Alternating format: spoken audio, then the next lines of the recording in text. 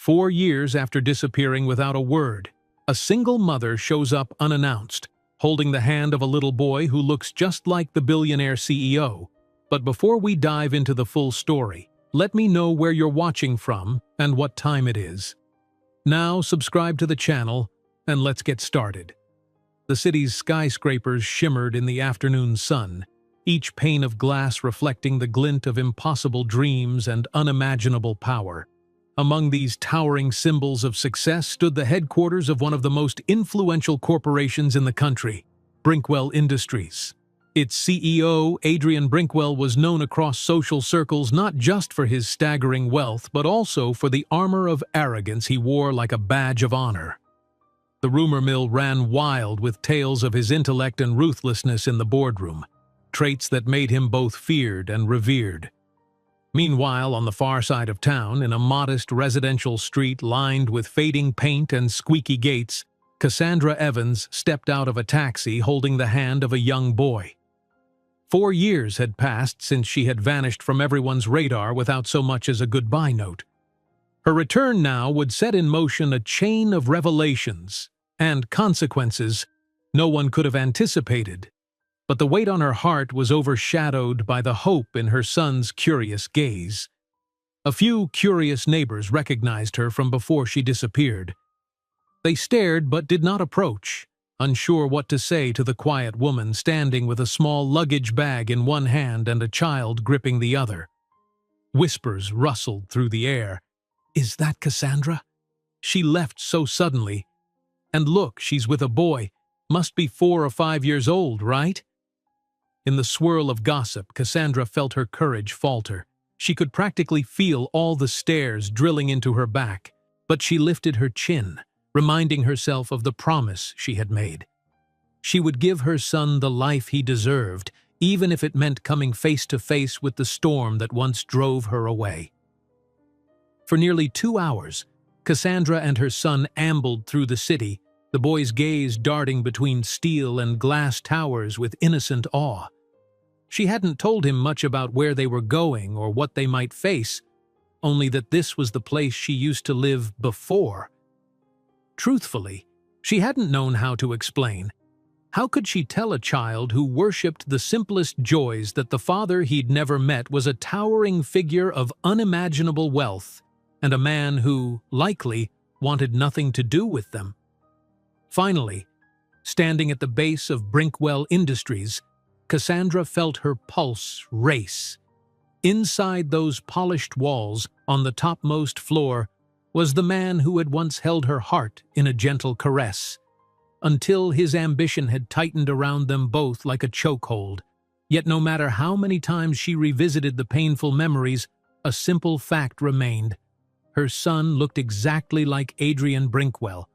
The same dark hair that caught the light in mesmerizing ways, the same tilt of the chin that hinted at unyielding determination, even at such a tender age. There was no denying it, and now there would be no more hiding it. "Mom, is this where we're going?" the boy asked softly, his wide eyes gazing up at the giant glass doors, the swirling insignia of Brinkwell Industries etched in gold. He was used to small apartments and quieter streets. This monolith intimidated him, yet a child's curiosity glimmered in his voice. Cassandra knelt beside him, brushing a lock of hair from his forehead. "Yes, sweetie, we have to see an old friend." She forced a gentle smile, though inside her heart pounded like a hammer on steel. 4 years of vanishing couldn't be undone easily. No one left a man like Adrian Brinkwell without consequences. And indeed, the moment she stepped into the lobby, a wave of security guards and receptionists snapped their gazes in her direction. The hush was instantaneous, as if the hush itself recognized her. Perhaps they remembered the once bright-eyed assistant who vanished overnight. Or perhaps it was the child at her side that drew their suspicion. He was a miniature reflection of their legendary boss. "Excuse me, miss," a polished-looking receptionist with a practiced smile approached. "This section is restricted. If you have an appointment—" "I'm here to see Adrian Brinkwell," Cassandra replied, her voice soft but resolute. She straightened her shoulders. "He should know who I am." The receptionist's eyes flicked to the boy before returning to Cassandra's face. There was a momentary flash of recognition, then confusion. "Of course," she said, clearing her throat nervously. "If you'd like to have a seat, I'll notify his office right away." Cassandra nodded, guiding her son to a plush leather sofa. She could see the receptionist leaning into a phone, whispering in hushed, urgent tones. Her own mind ricocheted with worries. Would Adrian see them? Would he have them escorted out by security? Had he truly forgotten the woman who once occupied his every free hour? A few uneasy minutes passed. Then the elevator at the far end of the lobby slid open, and out stepped two figures. One was a lean, impeccably tailored man with a stern expression. This was Hector Klein, Adrian's chief of security, an imposing presence within Brinkwell Industries. The other was an older woman, Ms. Corbin, who had served as Adrian's executive assistant for as long as Cassandra could remember. "Cassandra," Ms. Corbin breathed, striding toward her. There was shock in her eyes, but also a maternal hint of concern. "Oh, my dear, we thought... Are you all right?" Cassandra rose, her legs a little unsteady. "I'm fine." Her voice quivered with tension, but she kept her tone as calm as possible. "I need to see him, Ms. Corbin. Please, tell him it's urgent." Hector's intense gaze fell on the small boy who clutched Cassandra's hand. Though he didn't say a word, Cassandra could read the questions swirling in his eyes. The seconds seemed to crawl. Finally, Ms. Corbin offered a small nod, as though coming to a swift decision. "Follow me," she said. Hand in hand, Cassandra and her son trailed behind Ms. Corbin and Hector, passing through corridors lined with glass-walled offices where employees gawked. Whispers rose like a current in the air, swirling around them. It seemed everyone recognized the girl who had vanished, and was now returning leading a child who looked uncannily like the man at the building's pinnacle. They arrived at the private elevator that led directly to Adrian's office on the top floor. Hector swiped a security card, and the doors slid open with a soft chime. The elevator glided upward with ominous quiet. Cassandra's heart hammered so loudly she feared the others might hear it. She caught sight of her reflection in the steel walls, a woman in a simple blouse, her son's small hand wrapped around hers, their similar eyes shining with mixed resolve and trepidation. When the doors parted, they stepped into a sleek, open space with panoramic windows offering a skyline view. At the far end stood a modern desk crafted from dark, polished wood. Two tall silhouettes dominated the scene. Adrian Brinkwell stood behind the desk, impeccably dressed, and next to him was an investor in mid-conversation. Both men paused. Adrian's gaze lifted toward the elevator, and for a split second, time seemed to stop. Cassandra felt that familiar jolt in her chest, the power of Adrian's presence, his broad shoulders, the cut of his suit that only underscored the aura of success and control. His eyes, a cool gray, widened in disbelief.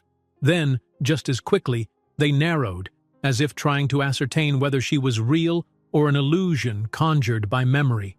She heard Ms. Corbin's voice somewhere behind her. "Sir, I'm sorry to interrupt, but Cassandra insisted that she speak with you."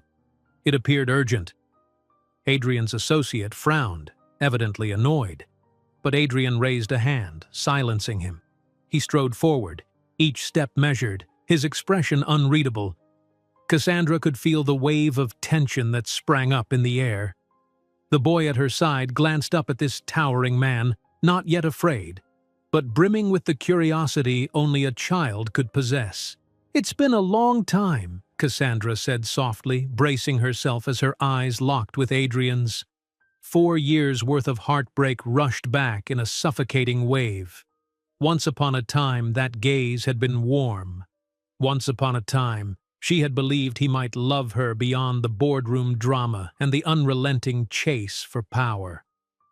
Adrian looked from Cassandra to the child, then back to Cassandra again. His posture stiffened. Perhaps he couldn't bring himself to ask the question forming on his lips, not in front of so many watchful eyes. The hush was so thick it almost buzzed with electricity. "Adrian," she continued, voice trembling only slightly, "I need to talk to you. Alone." "Who is this?" His voice, once vibrant in her memory, came out quiet, husky. Yet behind the restraint lay a flicker of something sharper. Suspicion, anxiety, maybe even fear. He was not a man accustomed to surprises, least of all ones that looked so much like him. Cassandra squeezed her son's hand and spoke the words she had been rehearsing for years, words that could no longer be withheld. "This is Ethan," she said, tears threatening at the corners of her eyes. "Your son." For a heartbeat, no one breathed. No one blinked. The world hung in a precarious balance. Ethan gazed at Adrian with a mixture of confusion and hope, unaware of the storm behind the man's eyes. And behind them all, the city's skyline stood in silent witness to the moment that would change their lives forever. Adrian's office lay silent as Cassandra's words settled with tangible weight. "This is Ethan, your son." All eyes darted toward Adrian, waiting for the reaction of a man who typically handled every crisis with razor-sharp composure. But for a split second, his mask slipped. In that unguarded moment, shock rippled across his features, the kind of visceral astonishment Cassandra had never witnessed from him before. He blinked, and she could almost see him sorting through 4 years of questions. Around them, the tension was palpable. Even Hector Klein, who had guarded Adrian's secrets for years, looked momentarily at a loss. A hush seemed to spread across the top floor, as though even the city's hum below had paused to listen in. Cassandra had half expected Adrian to order them out, or to demand answers in a cold, cutting voice. Instead, he just stared at Ethan, eyes flickering over the child's face, as if searching for undeniable proof that he was gazing upon a reflection of himself. Ethan's small hand still held tight to Cassandra's. The boy glanced between his mother and the powerful stranger in the immaculate suit. He sensed something monumental unfolding but couldn't begin to understand its scale. With a slight furrow in his brow, Ethan tried on a brave little smile. Cassandra watched Adrian's gaze flick to that smile, and saw it flicker with recognition. That subtle, sideways grin was unmistakably inherited from him. "In my office," Adrian finally said, his voice low yet slicing through the silence. "Ms. Corbin, show them in."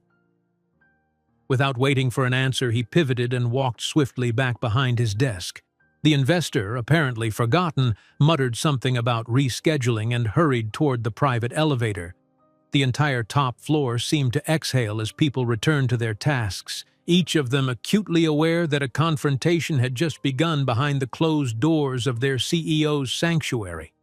Cassandra led Ethan into the spacious office. Floor-to-ceiling windows granted a majestic panorama of the city's skyline, the reflection of shimmering towers nearly as tall as Brinkwell Industries. Adrian gestured sharply for Hector and Ms. Corbin to leave, and in response, they drifted into the adjoining reception area. The door hissed shut, leaving only Adrian, Cassandra, and the young boy who had not yet let go of his mother's hand. At last, Adrian lowered himself into his leather chair, the softness of the seat at odds with the rigid tension in his posture. Cassandra noted the faint lines etched into his face, stress lines perhaps from years of unrelenting ambition. Yet his eyes were the same piercing gray, equally capable of enthralling or intimidating anyone who stood before him. "Cassandra," he said quietly, voice taut, "I think I deserve an explanation." She swallowed hard. For weeks, she had rehearsed countless times how this moment might play out.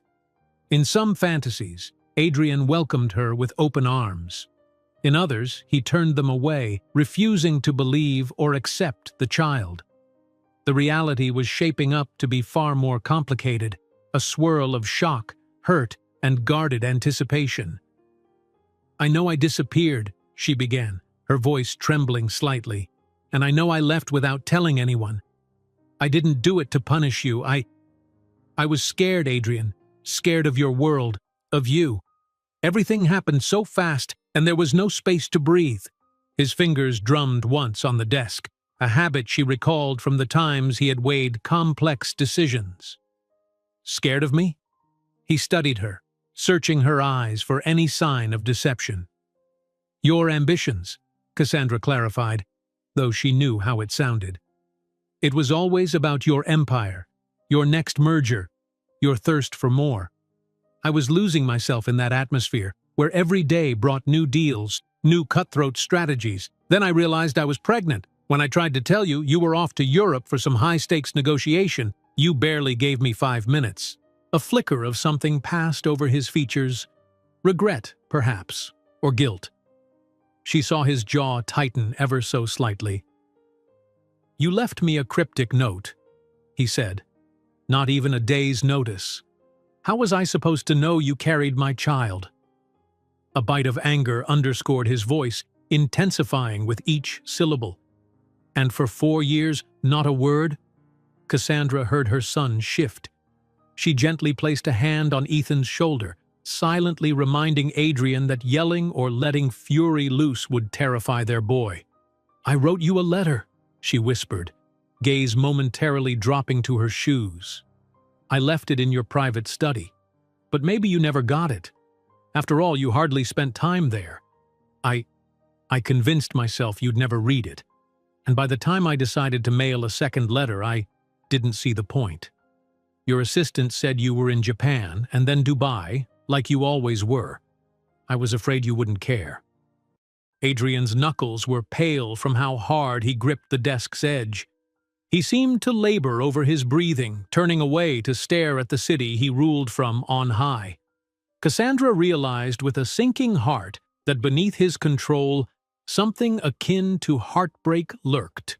For a moment, she almost regretted not fighting harder to tell him from the start, but she reminded herself the child's well-being had guided every decision.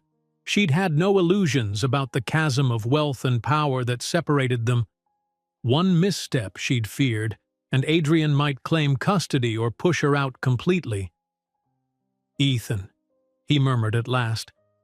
The name sounded foreign, yet oddly natural on his lips. He shifted his gaze to the boy. You're my son? Ethan nodded timidly, glancing at Cassandra for reassurance. Mom says so, he replied, voice small and direct. She said you're a very important man. A faint wave of tenderness flickered over Adrian's typically stoic expression. She's not wrong, he admitted, though the admission was oddly self-conscious. Then his brow furrowed. Why now, Cassandra? Why show up with him 4 years later? Is this some ploy? He caught himself, perhaps remembering Ethan's presence, then continued in a quieter tone.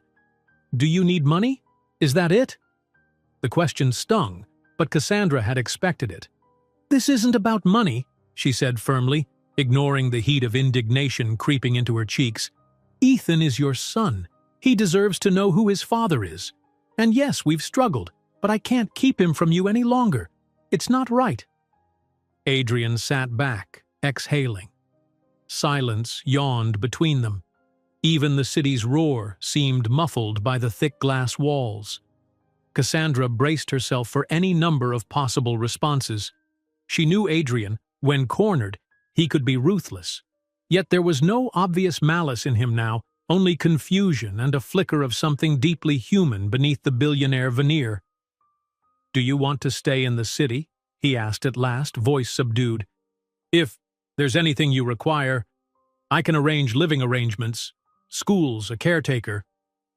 He stopped, letting out a dark, humorless chuckle. I have no idea how to be a father, Cassandra. She recognized the vulnerability in his tone and felt her heart clench. Once upon a time, she had adored that part of him beneath the Titan's persona. Ethan and I just arrived. We have a small place to crash for a few days. But the truth is, we don't have a permanent home, she admitted softly. I'm not asking for anything from you, not if it means fracturing his life into negotiations and NDAs. I only want you to meet him, to see him and figure out where we stand." Ethan squeezed her hand, a quiet gesture of support even though he likely understood only fragments. Adrian's attention flicked again to the boy. Slowly, he rose from his chair and came around the desk, each step revealing the gentle tremor in a man usually so self-assured. He crouched to be level with Ethan, searching his eyes for confirmation of a bond that words alone could not prove. "Hi," he said, voice oddly thick. "I'm Adrian." "Hi," Ethan responded politely, a bit wide-eyed. Now that they were close, the resemblance was more than superficial. The shape of their eyes, the set of their mouths. No question lingered about the paternal link. A wave of uncertain warmth coursed through Cassandra. She saw Adrian's face soften with an emotion she could only label as awe. Then, just as quickly, his features tightened, as if he were slipping back into a version of himself that knew how to do business deals but not fatherhood. "We'll have a DNA test done, of course," he said in a steely aside, loud enough for Ethan to hear. "But once that's proven, I want to do right by him. I owe at least that much." Cassandra's eyes stung with tears, part relief, part regret. She didn't blame him for wanting proof. She had expected nothing less from a man who based every major decision on evidence, logic, and data. "I understand," she whispered. "I'm here. We're here. Whatever happens next, we'll handle it." He nodded, struggling to maintain composure. Then he forced a semblance of a smile for Ethan's sake, though the edges wavered with the weight of reality pressing in. Adrian Brinkwell, the unflappable tycoon, found himself in uncharted waters, staring into the eyes of a child he'd never known and facing a woman who'd left him behind in a past that was no longer content to stay buried. They stood in a tentative triangle, father, mother, son, tied together by blood, history, and 1,000 unresolved questions.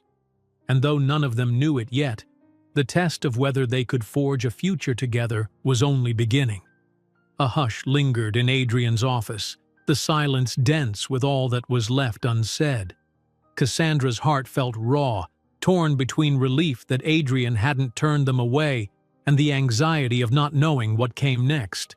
As he stood there, still crouched to regard Ethan at eye level, she caught a glimpse of something she'd never seen in Adrian before, a wariness bordering on vulnerability. This was a man who swayed global markets, yet the presence of a wide-eyed boy seemed to render him unsure. Outside the door, Ms. Corbin and Hector Klein hovered, trading hushed words. Both recognized that a seismic shift was taking place in their boss's life. They fielded curious glances from employees who wandered near, eager for details. But the top-floor staff had long learned the unspoken rule. Brinkwell's personal matters were off-limits for gossip. For now, they kept their distance, though rumors' buzz had already begun to spread like wildfire across the labyrinthine halls of Brinkwell Industries. Finally, Adrian rose. He cleared his throat as though bracing for a negotiation, that old business reflex flaring up. "Let's get this test done quickly," he said, shifting his gaze between Cassandra and Ethan. "I'll arrange an appointment for tomorrow morning. We can use the lab Brinkwell Industries has on retainer. It's discreet." Cassandra nodded, arms wrapped around her own waist, a habit she'd picked up whenever she felt cornered. "That sounds fine," she said softly. "But after that, I don't want Ethan to be a secret. I'm not here to stir a scandal, Adrian. I just don't want him hidden away."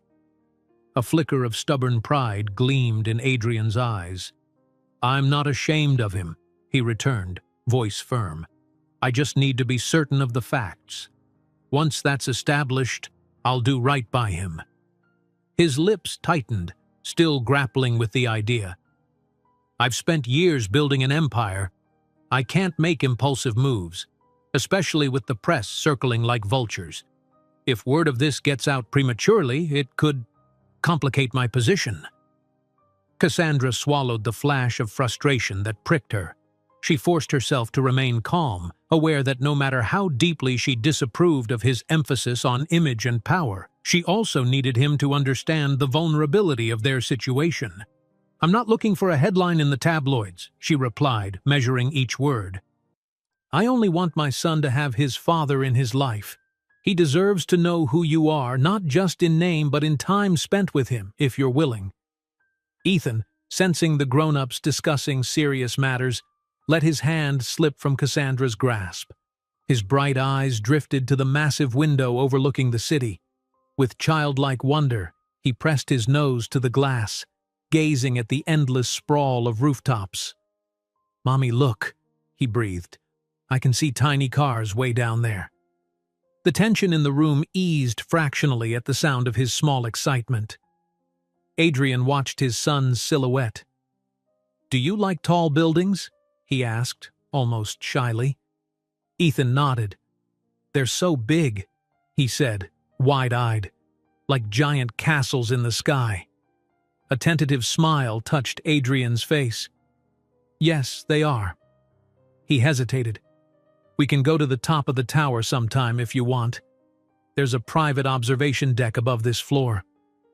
Ethan turned around, excitement illuminating his young features. "Really?" Adrian nodded. "Really. It's the highest point in the city." Something in his posture relaxed as he spoke. Cassandra recognized the undertone. There was pride in sharing the kingdom he had built, especially with someone who carried his blood. It was a small olive branch, but a start. Before anything more could be said, Ms. Corbin knocked softly and peeked into the office. "Sir," she murmured, eyeing Cassandra and Ethan with thinly veiled curiosity.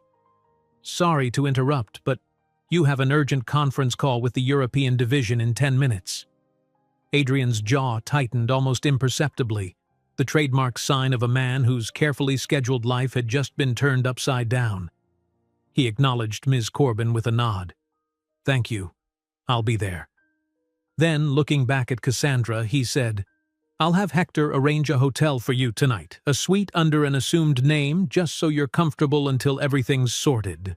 Cassandra opened her mouth to protest that a simple motel would suffice, that they didn't need luxury, but Adrian's gaze brooked no argument. This was about control as much as it was about care, and a part of her, exhausted from traveling and from this emotional gauntlet, couldn't deny that a safe and quiet place to rest would help Ethan. She quietly consented with a nod. Pulling out a sleek business card from his wallet, Adrian scribbled a number on the back. "That's my direct line," he said, handing it to Cassandra. Their fingers brushed, sending a small current of memory through both. "Call me if you need anything, or if Ethan does." Cassandra accepted the card, tucking it into her worn purse. She managed a faint, grateful smile. "Thank you." He gestured to the door, indicating Hector and Ms. Corbin would help them.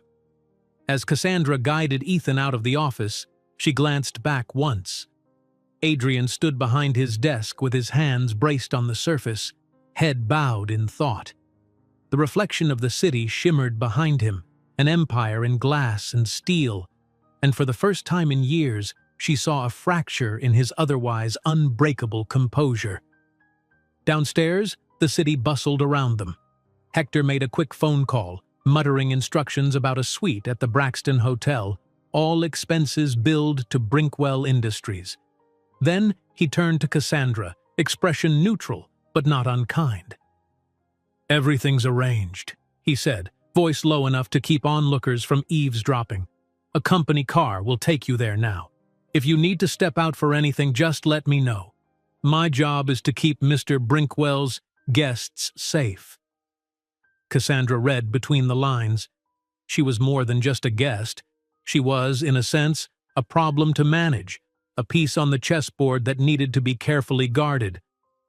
"Thank you, Mr. Klein," she answered. "We appreciate it." Hector nodded curtly, then guided them toward a discreet entrance at the building's side. Waiting there was a luxurious black SUV, tinted windows hiding its passengers from prying eyes. The driver, wearing a crisp uniform, opened the door for Cassandra and Ethan. The boy eagerly climbed in, eyes round at the plush interior. Settling into the seat, Cassandra tried to ignore the sinking feeling that came with stepping back into Adrian's world, where money and power were woven into every fiber. It reminded her of why she had left, yet also of how swiftly she'd once been dazzled by the glimpses of compassion Adrian could show in private. The images tangled in her mind like old film reels, candlelit dinners in high-rise suites, stolen kisses on balconies, and her own reflection in a mirror as she'd realized she was pregnant. Ethan's voice brought her back. "Mommy, can we really sleep in a hotel tonight?" His earnestness made her chest tighten. "Yes, baby," she said, smoothing his hair. "Just for a little while." The SUV glided through traffic, weaving between other luxury vehicles as the corporate crowd left offices early. Glass-walled headquarters blurred by in a parade of modern architecture. Cassandra recalled the tiny apartment they had left behind that morning, full of memories of scraped knees and bedtime stories. Their life there might have been modest, but it was theirs. Now everything felt uncertain. She stole a glance at Ethan. The boy looked enthralled by the passing scenery, and she wondered if he sensed her hidden tension. Often children noticed more than adults gave them credit for. A pang of guilt jabbed her. She'd disrupted his routine to bring him here, wanting him to know his father. Had she made the right choice? Would the father he discovered eventually be the caring dad Ethan deserved, or a cold businessman who only knew how to sign checks? They arrived at the Braxton Hotel, a sweeping architectural marvel with mirrored glass that reflected the afternoon sky. Bellhops greeted them with polished courtesy, taking what little luggage Cassandra had. The lobby, all marble floors and golden lighting, made her shoulders tense. Too many eyes, too much scrutiny. But the staff moved them through swiftly, as though expecting VIP guests. The suite itself was breathtaking. A modern living room area, a small kitchenette, and a panoramic window overlooking the city's heart. Ethan squealed as he discovered the bedroom, bouncing once on the oversized bed. Cassandra tried to hush him, a reflex from living in close quarters, then realized with a faint smile that here, perhaps, no one would scold them for a little laughter. Her thoughts, though, remained anchored to the day's events. She perched on the plush sofa, gazing at the city lights that would soon flicker on. 4 years away, and now she'd stepped back into the swirl of Adrian's domain. The phone in her purse weighed heavy, his direct number tangible proof that they'd never return to life as it was. Adrian had insisted on a DNA test, rational, expected, even logical considering her abrupt departure 4 years prior. She couldn't fault him for it, but she worried about the test's aftermath.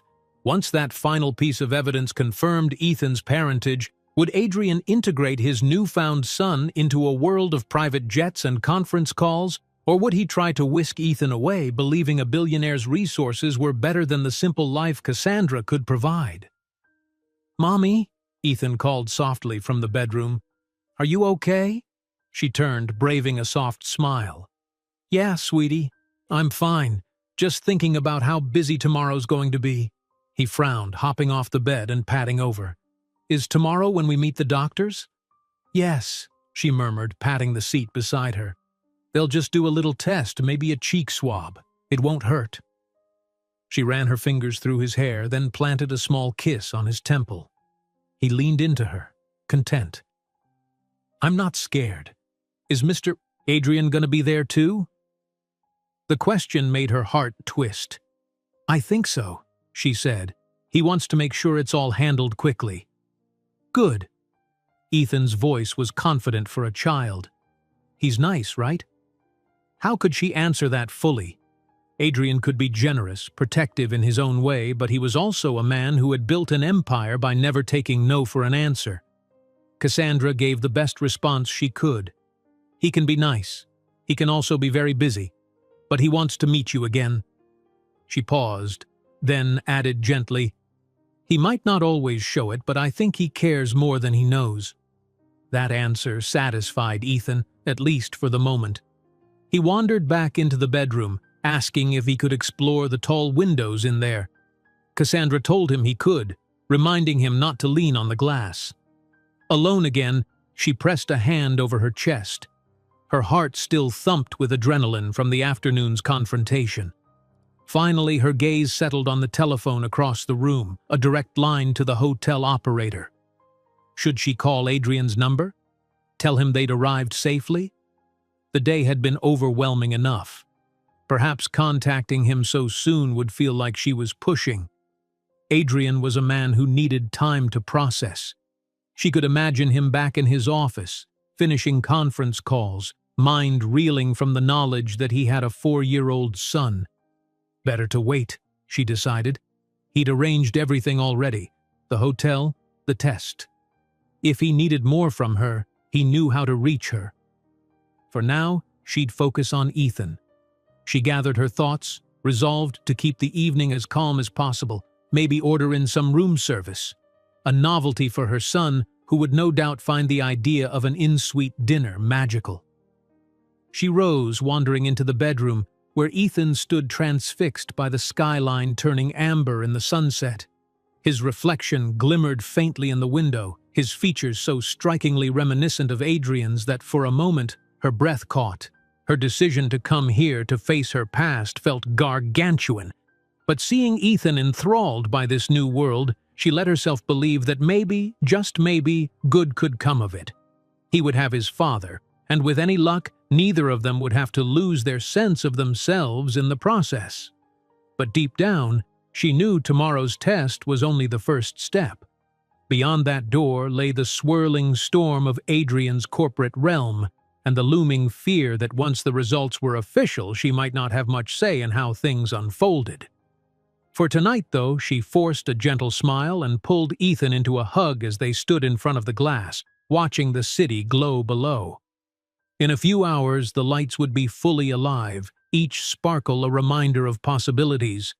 She prayed that their little family could find a path through the glittering labyrinth, together. Morning came quietly to the Braxton Hotel suite. Cassandra stirred first, blinking against the early rays of sun filtering through the curtains. For a moment she forgot where she was, a sensation that reminded her of those first lonely weeks after she'd left Adrian's world. She glanced at the plush surroundings and let out a long breath, remembering everything. The confrontation at Brinkwell Industries, the look in Adrian's eyes when he realized he had a son, and the test they'd be taking today. Slipping out of bed, she checked on Ethan, who was nestled under the blankets, his small hand curled around the edge of a pillow. She noted the subtle flick of his eyes beneath closed lids, the gentle rise and fall of his chest. 4 years ago, she would have done anything to keep him safe from the chaos of a life overshadowed by corporate battles and tabloid chatter. Now, they stood at the threshold of that chaos, and she could only hope this decision would ultimately give him more than it took away. She moved into the living room area, where an elegant clock on the wall read just past 6. Outside the window, the city looked softer in the morning light. Fewer cars, fewer people, a lull before the daily rush. Her mind spun through all that needed to happen today. The DNA test, a meeting with Adrian's designated physician or lab technician, the aftermath. The thought of it all set her nerves on edge. But there was a quiet knock at the suite door, interrupting her worries. Cassandra padded over, peering through the peephole. She half expected to see Hector or someone from Adrian's staff. Instead, a middle-aged woman in a crisp uniform stood waiting, a rolling cart in front of her. The hotel's breakfast service. Cassandra hesitated before opening the door, remembering that everything here, this suite, the courtesy of staff, came courtesy of Brinkwell Industries. It was disorienting to be so indebted so suddenly, but she let the woman inside nonetheless. "Good morning," the attendant said warmly, setting down plates covered by polished silver lids. "Compliments of Mr. Brinkwell's office. We have fresh fruit, pastries, juice, and coffee. Will that be all right for you and your son, ma'am?" "Yes, thank you," Cassandra murmured, unable to hide her surprise. She forced a polite smile as the woman left, then lifted one of the lids.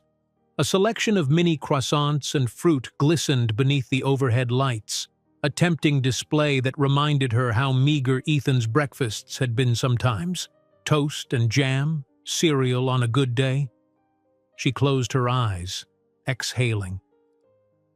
Wasn't it just yesterday that they had lived in a cramped apartment where she'd worried about paying rent? Adrian's wealth was a tidal wave in comparison with the power to sweep them into a life of comfort, but there was a cost. She wasn't naive enough to think everything came free of strings. Behind her, a small voice spoke up. "Mommy, did I oversleep?" Ethan stood by the bedroom door, his dark hair rumpled from sleep, pajamas wrinkled around his thin arms. He blinked at the sight of the breakfast cart.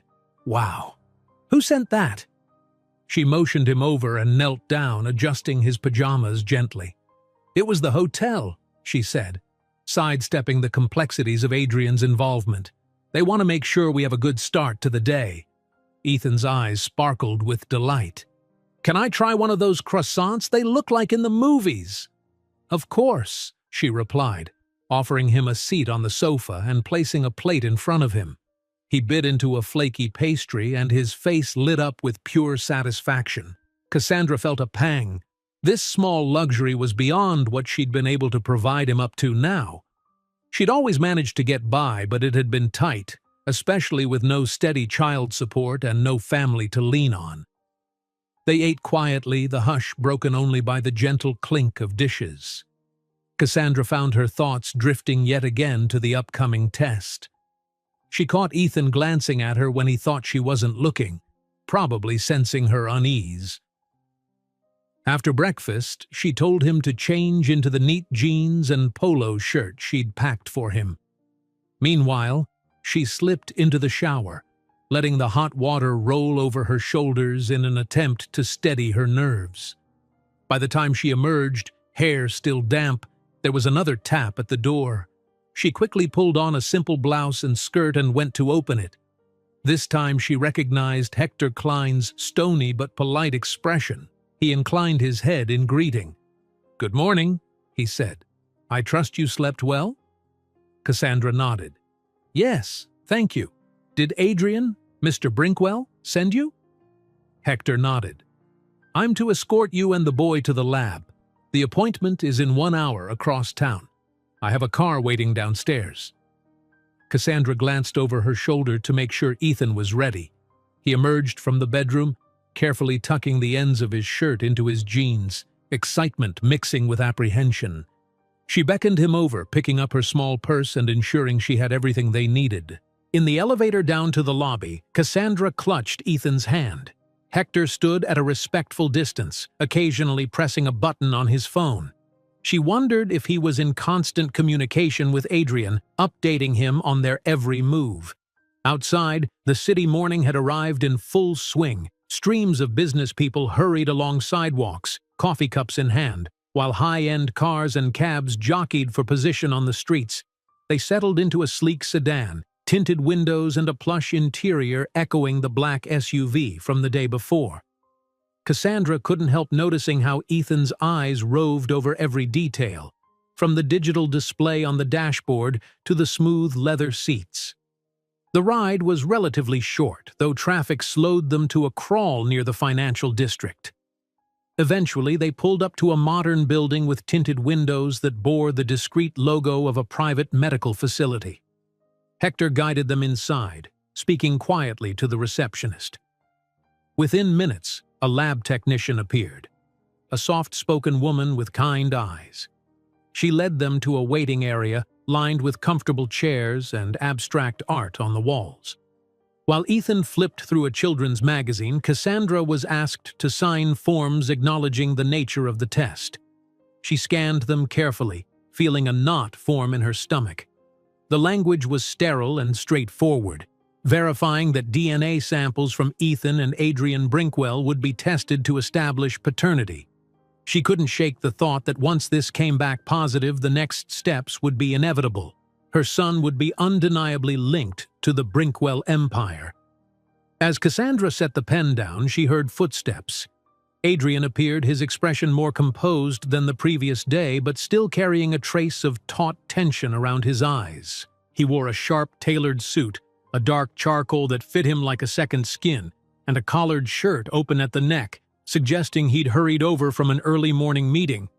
When Ethan caught sight of him, the boy's face brightened, surprising Cassandra with how quickly he'd taken to Adrian's presence. Adrian, too, let a faint smile show as he approached.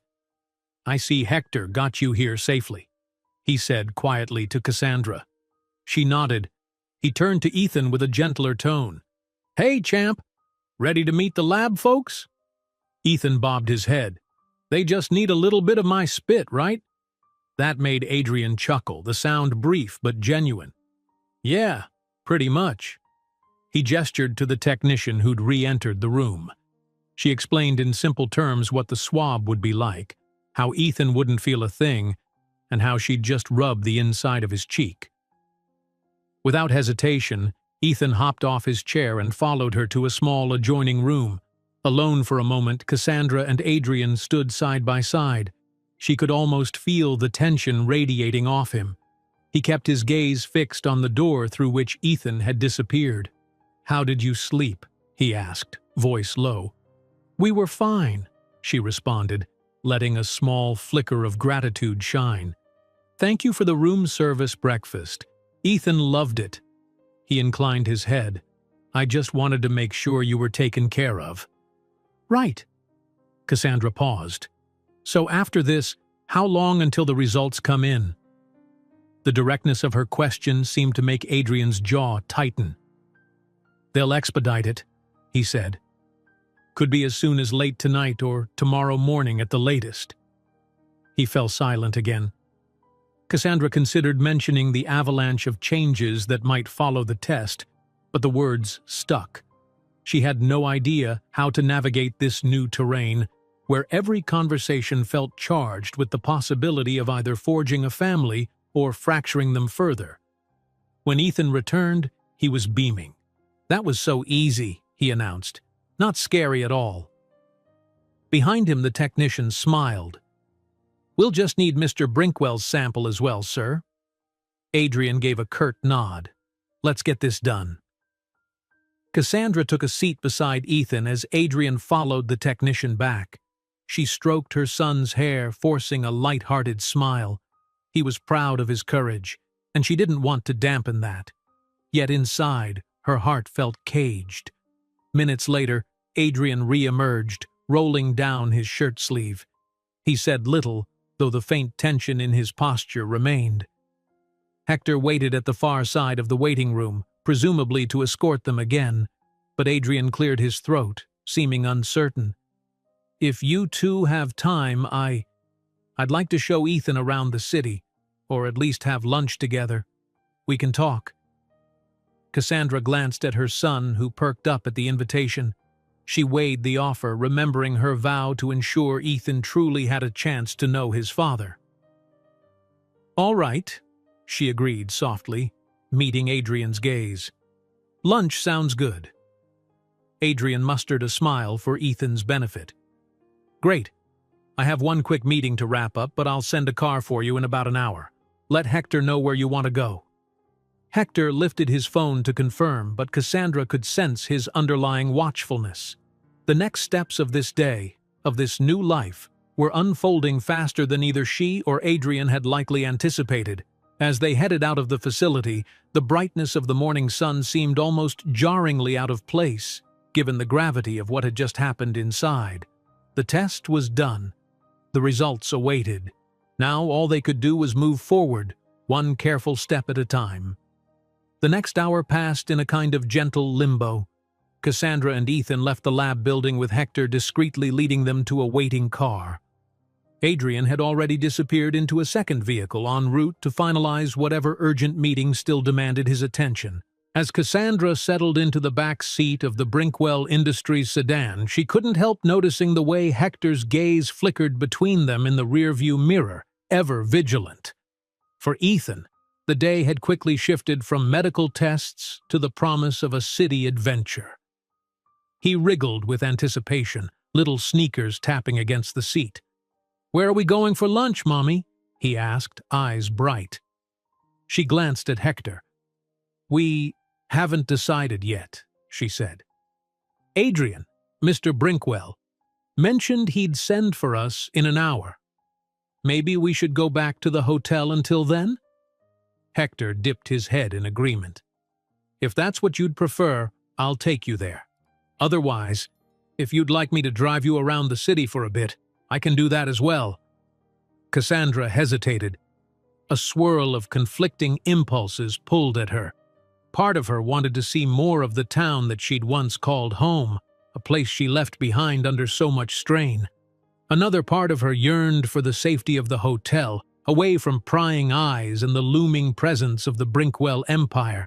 But a glance at Ethan, whose nose was practically pressed to the window, decided things.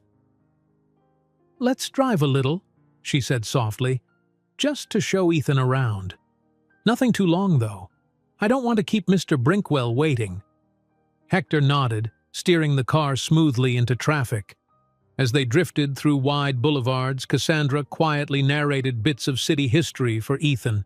The waterfront district, where fishing boats had once thrived, the theater quarter, where neon lights glimmered at night, the winding edge of the old downtown, which still held a sprinkling of Victorian facades amid the modern sprawl. Watching her son's face glow with wonder made it easier to ignore the pangs of her own memories. Every now and then, they passed a place that triggered a recollection.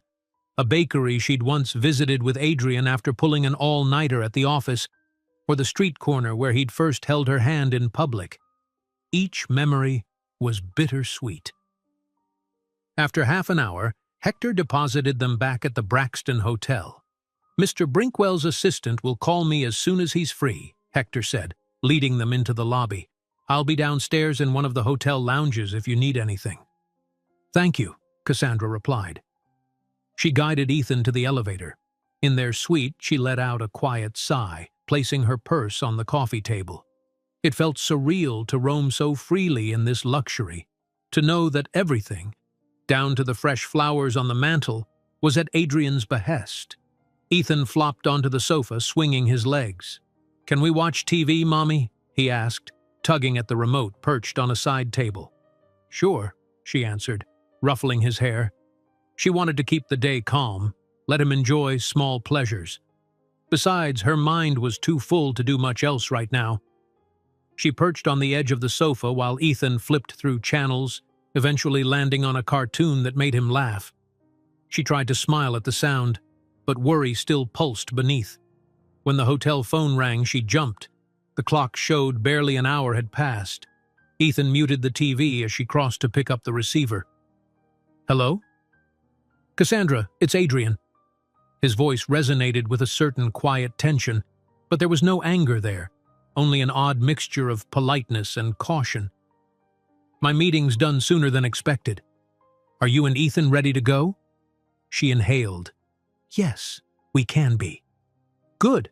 My driver will come up for you in about 5 minutes, unless you'd rather have Hector escort you?" Cassandra glanced at Ethan, who'd sprung off the sofa, already excited. She didn't want to appear paranoid by requiring Hector at every turn, so she responded, "That's fine. We'll be downstairs." "All right," Adrian said, then paused. Thank you for agreeing to lunch." "Of course," she murmured, uncertain how to reply to such a simple courtesy loaded with so much unspoken meaning. The line disconnected, leaving Cassandra's heart pumping faster. Quickly, she helped Ethan slip on his light jacket. They rode the elevator down, stepping into the polished lobby.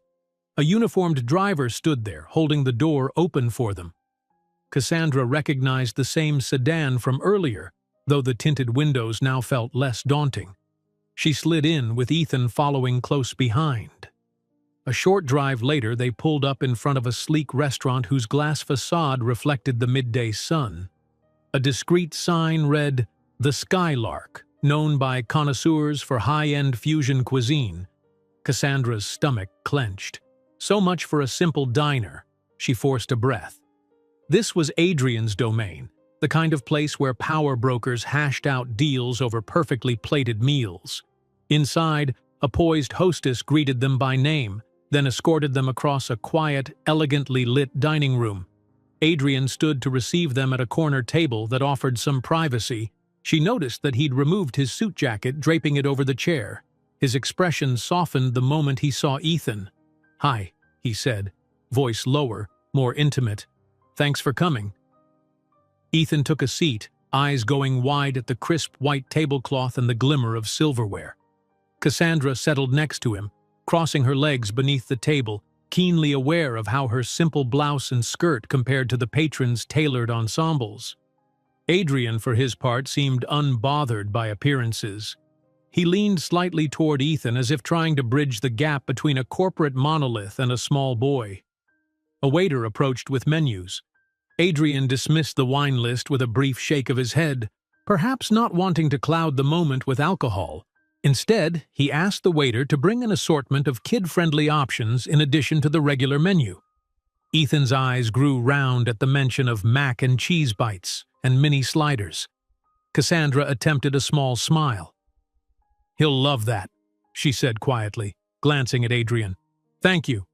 He nodded, scanning the menu with quick efficiency.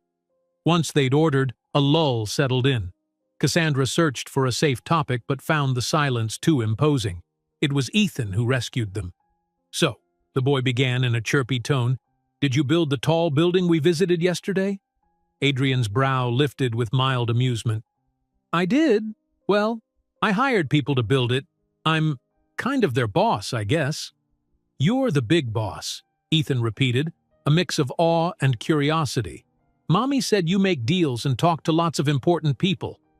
A faint smile tugged at Adrian's lips. "She's not wrong. But sometimes I forget that the people who work for me are important too. I just oversee everything." Cassandra could almost see the boy sorting through this, filing it away in his mental library. "Is it fun?" Adrian paused. "Sometimes," he admitted slowly. "Sometimes it's stressful. You have to make sure a lot of things go right. But it's rewarding when you see what you've built." Ethan nodded sagely as though that answered every question about giant skyscrapers and corporate boardrooms. Cassandra felt the corners of her own mouth lift. There was a charm in watching father and son navigate each other, Adrian's usual hardness melting away in the presence of a child who just wanted to understand the world. Their meals arrived soon after, an elegantly plated salmon dish for Adrian, a simple soup and salad for Cassandra, and a child's assortment of finger foods for Ethan. As they started eating, conversation picked up in gentle waves. Ethan babbled about how big the city was, how cool the restaurant looked.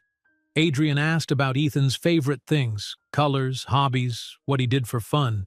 Cassandra offered tidbits of how they spent their days in her old town, library visits, weekend walks in the park. When the waiter cleared their plates, Adrian signaled for coffee and a small dessert. Ethan's eyes lit up at the promise of something sweet, and Cassandra almost laughed at how quickly the boy had adapted to being here. "Tell me about school," Adrian said, leaning an arm on the table. "Do you like it?" "I do," Ethan replied with an eager nod. "I'm in first grade. I really like my teacher and reading time, but we left in the middle of the year, so I'm not sure what's going to happen now." The boy glanced at Cassandra, momentarily uncertain. Cassandra swallowed, realizing she hadn't discussed schooling specifics with Adrian. She'd pulled Ethan out mid-year so they could make the trip, planning to homeschool temporarily if needed. "We'll figure it out," she said gently, giving him a reassuring squeeze on the shoulder. "No matter what, we'll make sure you learn all you need." Adrian appeared thoughtful. "I can help with that," he offered slowly. "If you decide to stay in the city, I know of some excellent schools. We could get him enrolled with minimal fuss." Hearing him speak so naturally about Ethan's future in the city rattled Cassandra, both with relief that he was willing to help and with a pang of fear that all control might slip through her fingers. Still, she recognized the sincerity in his tone. "It's something to consider," she managed. "But we don't know how long we'll be here. Our things, our apartment, it's all back home." Right, Adrian murmured, looking troubled. Well, I won't push you to relocate, but if it's an option, we'll make it work. Maybe we can talk about it once the test results are back. He cleared his throat, eyes dipping. I keep thinking about that. She set down her fork, meeting his gaze. You do realize it's going to be positive. Ethan is your son, she said gently, though there was an undeniable edge of hurt in her voice, hurt that he still needed scientific confirmation. I know, Adrian replied softly. A part of me already believes it. But until that call or that piece of paper arrives, I don't know how to let myself feel certain. Cassandra nodded, wrestling with empathy.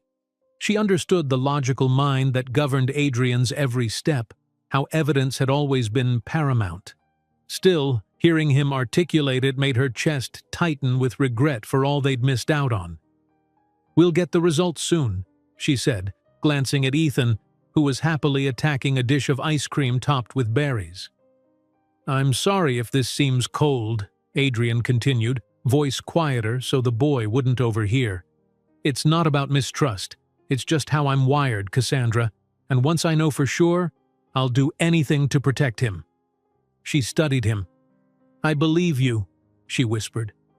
When dessert was finished and the check discreetly handled by Adrian, they stepped out onto the sidewalk, where midday traffic hummed. The sky was bright and cloudless, almost in defiance of the tension beneath their words. The driver waited with the car at the curb.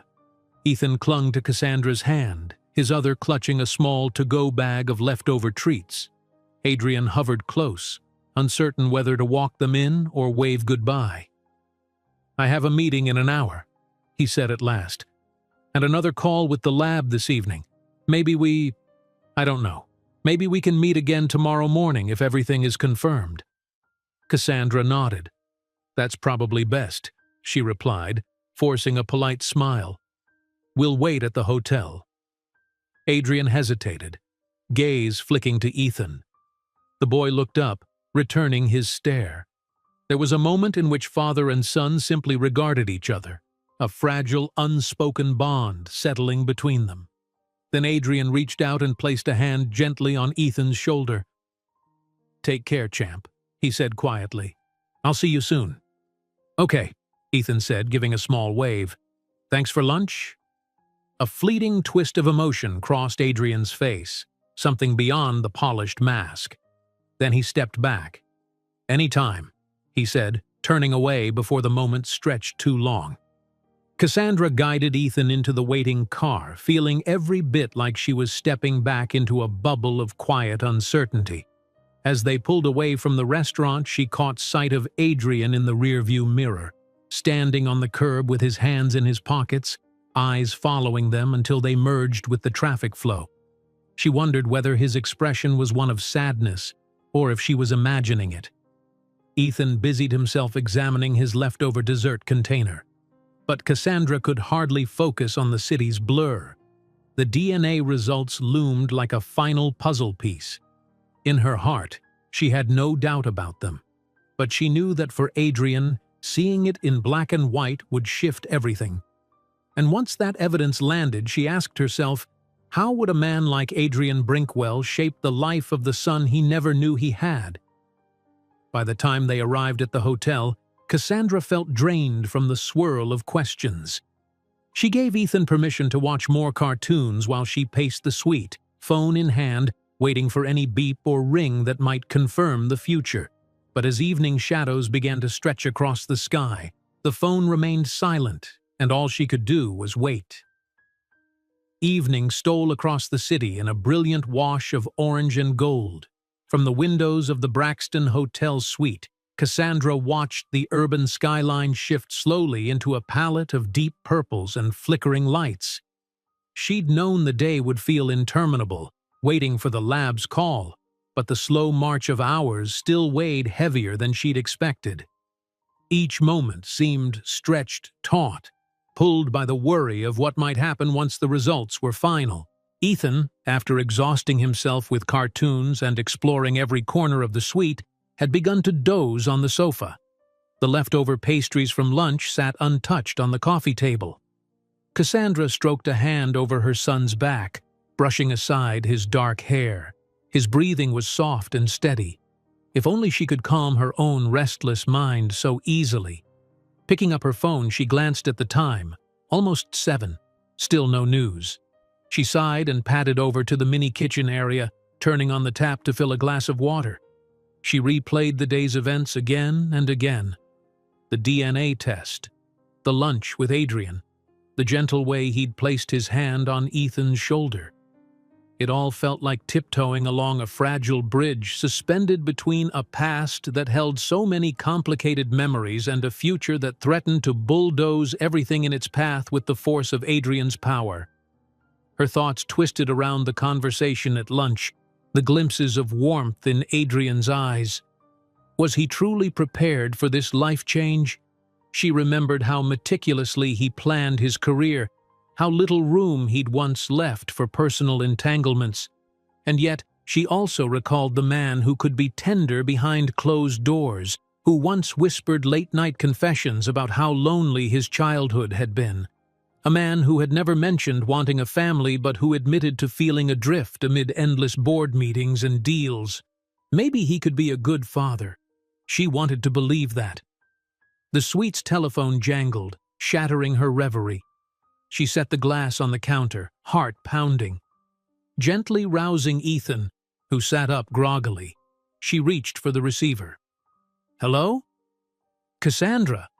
Adrian's voice emerged, subdued but decisive. "I have the results." She froze, unable to find words for a beat.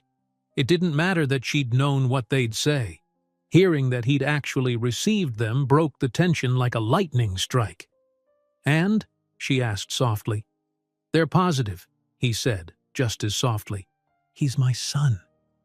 A surge of relief mixed with a pang of sadness washed over her. She closed her eyes, pressing a hand to her forehead. "Of course," she whispered. "I thank you for letting me know." "I want to see him," Adrian continued, his voice taking on that purposeful note that Cassandra recognized too well. "Both of you. Tonight." Her heart skipped. "Tonight?" "I'm coming to the hotel. If it's too late for Ethan, we can make it brief," Adrian said. "But we need to talk about arrangements, about everything. Can you meet me in the lounge off the lobby in, say, half an hour?" She glanced at Ethan, who was blinking himself awake. Their eyes met, and she found the answer in her son's curious, trusting gaze. "Yes," she said. "We'll be there." Exactly 30 minutes later, Cassandra led Ethan off the elevator into the Braxton's dimly lit lounge, an elegant space set apart from the main lobby. Plush chairs and small tables dotted the area, and a quiet piano melody drifted through hidden speakers. It was the sort of environment where business magnates might convene over expensive whiskey, or travelers might sip cocktails after a long day. Adrian stood near the back, dressed in a crisp white shirt without a tie, jacket folded over one arm. At the sight of Cassandra and Ethan approaching, he straightened, sliding the jacket onto a nearby chair. She registered the tension in his shoulders, even though he managed a gentler expression for Ethan's sake. "Hey," Cassandra said quietly, guiding Ethan to stand beside her. "We got here as soon as we could." Adrian nodded, gesturing to a small corner arrangement of chairs. "Thanks for coming down. I know it's late for him." His gaze shifted to Ethan, voice dropping an octave. "Hi, champ. How are you?" Ethan shrugged, half hiding behind Cassandra. "I'm okay," he said, peeking out shyly. Adrian's attention flicked back to Cassandra. "I didn't want to wait until tomorrow," he admitted. "I spent the last hour going through legalities, logistics, trying to figure out what happens next." The confession hung heavy, revealing the mental whirlwind he'd been in. Cassandra steeled herself, guiding Ethan to one of the chairs. She perched on the seat's edge. "We should talk." "Yes," Adrian agreed, lowering himself onto the chair across from them. A server drifted by, but Adrian waved him off, politely declining any drinks. "Let's start with the basics," he said, attempting a composed, methodical tone. "He's my son. That means I want to be part of his life." Ethan listened quietly, brow furrowing as grown-ups spoke in that careful way adults do, as if they're standing on a precipice. "We can figure out a custody arrangement," Cassandra said carefully, aware that her words might spark a $1 million legal flurry. She refused to let this become adversarial if she could help it. "I'm not here to keep him from you." Adrian's gaze lingered on Ethan, who was fiddling with the edge of his shirt. "Custody," he repeated, almost as if the word tasted foreign. "I don't want to be a weekend visitor," he said bluntly. "He's missed 4 years of 4 years he should have spent with me." The word stung with guilt. Cassandra forced herself not to flinch. "You were traveling constantly," she said, the quiet defensiveness creeping in. "You never spoke of wanting children." Adrian drew in a breath, frustration flickering in his eyes. Maybe I didn't. But now that he's here, he deserves everything I can give him." Ethan's gaze hopped between them, clearly not fully grasping the subtext. Cassandra softened, placing a gentle hand on her son's shoulder. "We'll take it one step at a time," she offered Adrian, steadying her tone. "We can't just uproot him overnight. We have a life where we lived before, even if it's not as lavish as this." Adrian exhaled, leaning forward with his elbows on his knees. "I understand," he said, voice gentler now. "But please, at least consider staying here for a while. He can explore schools, and I'll help you find a place, somewhere comfortable, safe. I have more than enough resources, Cassandra." He looked so certain, so unwavering, as if everything could be solved with the right plan. It cut Cassandra in unexpected ways. She'd never wanted to rely on Adrian's money. But now, with Ethan's future on the line, maybe it was time to put pride aside. "I'm not saying no," she managed at last. "I need time to think." Before Adrian could respond, Ethan piped up in a small voice. "Daddy?" The word fell like a startling flash of lightning in the quiet lounge. Cassandra's breath caught. It was the first time Ethan had used that label, ever. She'd always been cautious, never wanting to confuse him by calling Adrian Dad before any formal arrangement existed. Now, hearing the boy say it so simply left her momentarily speechless. Adrian's eyes widened, and for a split second Cassandra witnessed the walls around him crack. A rush of profound emotion washed over his features. Surprise, joy, fear, longing. He swallowed hard, then answered in the gentlest tone Cassandra had ever heard from him. "Yes, buddy?" Ethan, picking up courage from Adrian's encouraging nod, asked, "Can we go to that really tall building again? You said there was a deck at the top. I'd like to see the city lights." His voice quivered with excitement. Adrian's smile came slowly, but it was genuine, crinkling the corners of his eyes. "Yes," he said, nodding. "We can do that." Cassandra's throat tightened. She recognized how much this moment meant to both of them, and it occurred to her that, for all of Adrian's meticulous planning, fatherhood was something he had never planned. The way he looked at Ethan now, though, spoke volumes. "Let's do it now," Adrian offered, turning to Cassandra as if seeking permission. "It's late, but if you're okay with it, I can drive us over." She hesitated, glancing at the time on her phone. 8:30. Not terribly late, but Ethan had had a full day. Yet the hope in her son's eyes tugged her heart. "Is that something you're up for?" she asked softly, stroking Ethan's hair. He nodded with a grin. "I'm not tired," he insisted, which elicited a slight laugh from Cassandra. She turned back to Adrian. "All right," she agreed. "Let's go see the city lights." Under Hector's careful watch, they drove through the gleaming streets, heading for Brinkwell Tower. Lights from tall buildings and passing cars painted the windows in a dance of neon and white beams. Once they arrived at the familiar, sprawling lobby, Cassandra noticed how empty it felt without the daytime bustle. Only a few security personnel manned the main desk, nodding respectfully as Adrian led them to the private elevator. They ascended to Adrian's office floor first, the hush of the after-hours corridor making their footsteps echo. Adrian paused at his glass-walled workspace, letting Ethan peek around. The boy's eyes widened at the sprawling view from these windows alone, but Adrian gently steered them further, guiding them to a hidden door near the back of his office. "It's usually locked to everyone but me," Adrian explained, swiping a security card. The door slid open silently, revealing another small elevator, this one with buttons that simply read "Roof Access" and "Private Deck." Cassandra felt a jolt of memory. Once, many nights ago, Adrian had mentioned plans for a private penthouse or a viewing deck, but she'd never seen it in person. She watched as he guided Ethan inside. She followed, gripping the side rail. The elevator whooshed upward. A tingling sensation buzzed in her chest, some blend of excitement and lingering trepidation. When the doors slid open again, the three of them stepped into a darkened space, lit only by dim overhead lights and the soft glow of a few small track lamps. A series of floor-to-ceiling glass panels lined the walls, providing a breathtaking, nearly 360-degree panorama of the city.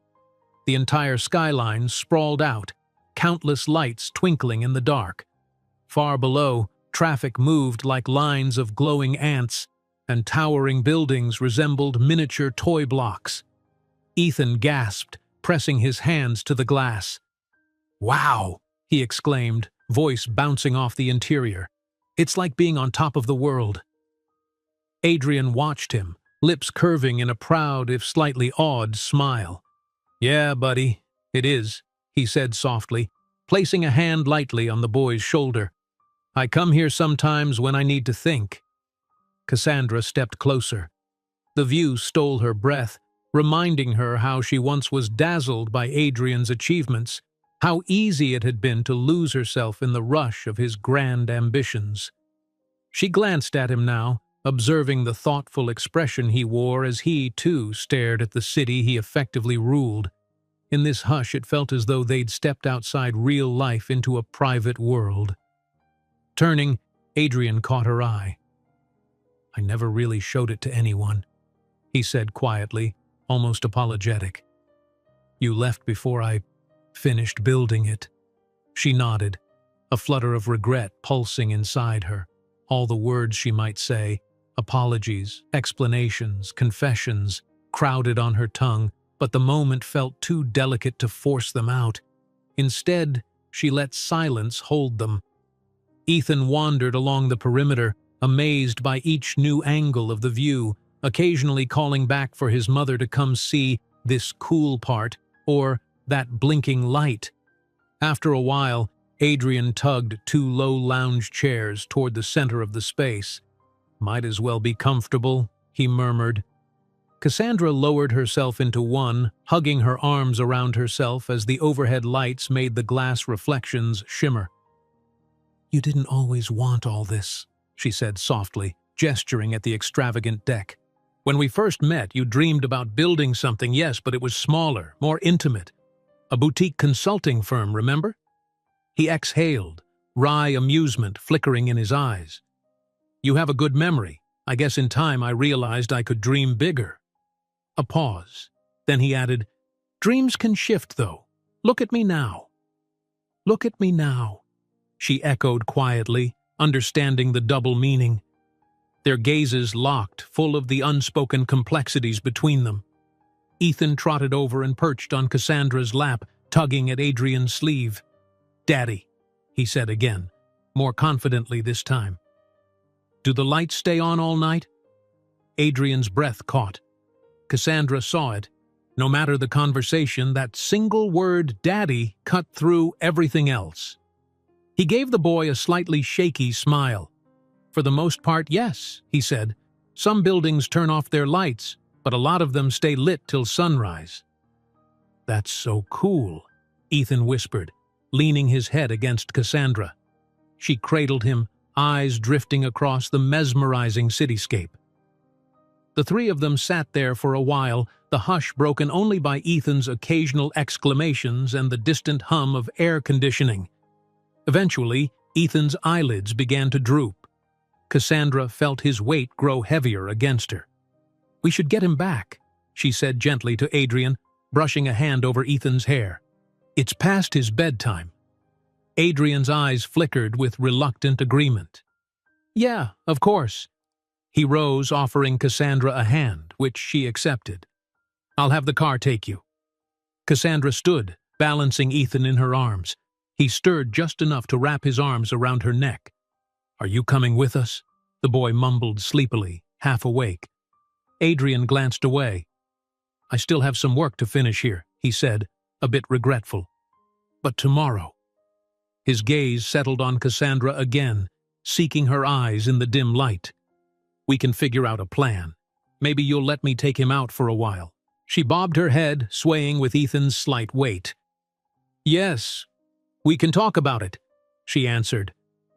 The tension she'd felt earlier that day now felt replaced by a cautious, fragile hope.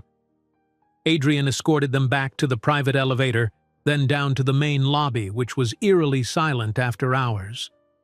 Cassandra noted how a single guard nodded in recognition, no questions asked, clearly used to Adrian's unpredictable schedule. Outside, the Brinkwell car waited at the curb, engine humming softly under the streetlights. Before she slipped inside, Cassandra paused. Adrian stood there on the sidewalk, hands in his pockets. Even in the halogen glow, she could see a kind of wistful longing carved into his features. She offered him a gentle smile, wanting to say something meaningful, but words failed. Instead, she just said, "Thank you. For tonight." He nodded, returning her gaze. "Thank you," he echoed. Then he leaned in carefully, pressing a light kiss to Ethan's brow. The boy barely stirred, lost in half-sleep. And with that, Adrian stepped back, letting the driver shut the door. As the car pulled away, Cassandra watched him in the rearview mirror. He stayed there, unmoving, until they disappeared into the flow of the city. 1,000 thoughts churned in her mind, the unstoppable momentum of what tomorrow might bring, the swirl of custody and schooling, the question of where she and Ethan would live. But in Ethan's soft snore against her shoulder, she found a measure of calm. For so long, she had feared Adrian's world, afraid he would overshadow her or take Ethan away. Yet tonight, she'd glimpsed a man who perhaps yearned for a family he never expected to have. It didn't erase the past, but as they returned to the hotel, the lights of Brinkwell Tower fading behind them, Cassandra allowed herself a quiet hope. Maybe in the neon-lit labyrinth of this city they could carve out a life that might, against the odds, be theirs. Cassandra woke before dawn, her eyes drifting open to the pale glow slicing through the hotel curtains. The suite's elegant stillness felt both comforting and surreal. She had never slept in such a luxurious place before, yet her thoughts never stopped churning enough to truly rest. With a quiet yawn, she slipped out of bed, careful not to wake Ethan, who was sprawled happily across the pillows. Padding into the living area, Cassandra perched by the window, gazing at the city's early stir. The roads below weren't as hectic at this hour, but a few headlights glided by and faint silhouettes of joggers moved along the sidewalks. She pressed a hand to her chest, inhaling slowly. The day ahead promised a new layer of complexity. Now that Adrian had the DNA results, what came next? In the hush of the moment, she allowed herself to imagine a future where she didn't have to run or worry. Ethan deserved stability. He deserved to grow up with a father who cared. Last night's trip to the private deck at Brinkwell Tower played over in her mind, the gentle awe she'd seen in Adrian's face as he watched Ethan explore. It felt like a glimpse into what life could be if they found a way to stand on common ground. Yet the obstacles remained. She had her own life to consider, her independence and the job she'd kept in the small town they once called home. Uprooting Ethan and plunging him into Adrian's world was far from simple, and there was still that aching question. Had Adrian genuinely changed, or was this just a fleeting burst of paternal instinct? A faint sound from the bedroom made her turn. Ethan stood in the doorway, rubbing his eyes, his hair stuck up in unruly tufts. "Mommy?" he murmured. "Couldn't find you." She beckoned him over. He waddled across the plush carpet, still half asleep, and climbed onto her lap once she'd settled into an armchair. "Morning, kiddo," she said, gently smoothing his hair. "You hungry?" He nodded, but then blinked around as if just remembering where they were. "Are we meeting Daddy today?" he asked quietly, sounding almost shy. For all the times Cassandra had wondered how Ethan would adapt to having a father in his life, it surprised her how seamlessly he'd begun to use that word, Daddy, like he'd always been waiting for it. She kissed the top of his head. "I think so," she said, heart twinging at the hopeful light in his eyes. "He wants to make plans with us." "Cool," Ethan whispered, as if bracing for an adventure. A gentle knock on the suite door startled them both. Cassandra eased Ethan off her lap, crossing to the door, wondering if perhaps Adrian had come unannounced. But it was room service again, a polite attendant with a breakfast cart. "Courtesy of Mr. Brinkwell's office," said the woman. Cassandra offered a quiet thank you, stepping aside to let her wheel in the plates of fresh fruit, scrambled eggs, pastries, and juice. Ethan scurried over eagerly. She could see that even a day in this environment was enough to make him comfortable with its small luxuries. Yet she couldn't let herself forget that it wasn't sustainable without strings attached. "Mommy, can I have some of those berries?" Ethan asked, eyeing a bowl of strawberries and blueberries. "Sure, sweetie, go ahead." She ruffled his hair again, then took the lid off a plate of scrambled eggs. Part of her thought back to the simpler breakfasts they'd shared before, lumpy oatmeal or toast if money was tight. She tried to push the guilt away. So many changes had fallen on Ethan's shoulders so quickly. They ate in relative silence until Cassandra's phone buzzed. She reached for it, heart drumming with that familiar mix of curiosity and nerves. "Good morning. I hope you and Ethan slept well. I'd like to see you both soon. Are you free late morning? Adrian." She read the text and exhaled softly, wondering how best to respond. Ethan looked at her quizzically. Spoon paused in midair. "Is it Daddy?" She nodded, a small smile touching her lips. "Yes." Before she could say more, Ethan pumped his fist like a small champion who'd just won a game. Cassandra typed back, "We're awake. Late morning works. Any idea where?" "See." A moment later, her phone buzzed again. "I'll send you details shortly. Something fun for Ethan, if that's okay." A. She resisted the urge to ask for specifics. Adrian liked to handle plans in his own way, a habit that had once vexed her. But for Ethan's sake, she swallowed her misgivings and decided to let him orchestrate this. "All right," she told Ethan. "Finish your breakfast. We'll get ready. We might be going somewhere special." His grin widened, but she also noticed the flicker of uncertainty in his eyes. "Will you stay with me the whole time?" Cassandra leaned over and squeezed his hand. "Yes," she promised. "I'm not going anywhere without you." 2 hours later, they were in another Brinkwell car, winding through bright city streets. Adrian hadn't told them the destination. He'd only sent a message telling them to expect a driver at 10, so now Cassandra peered out the tinted windows, heart fluttering with each turn.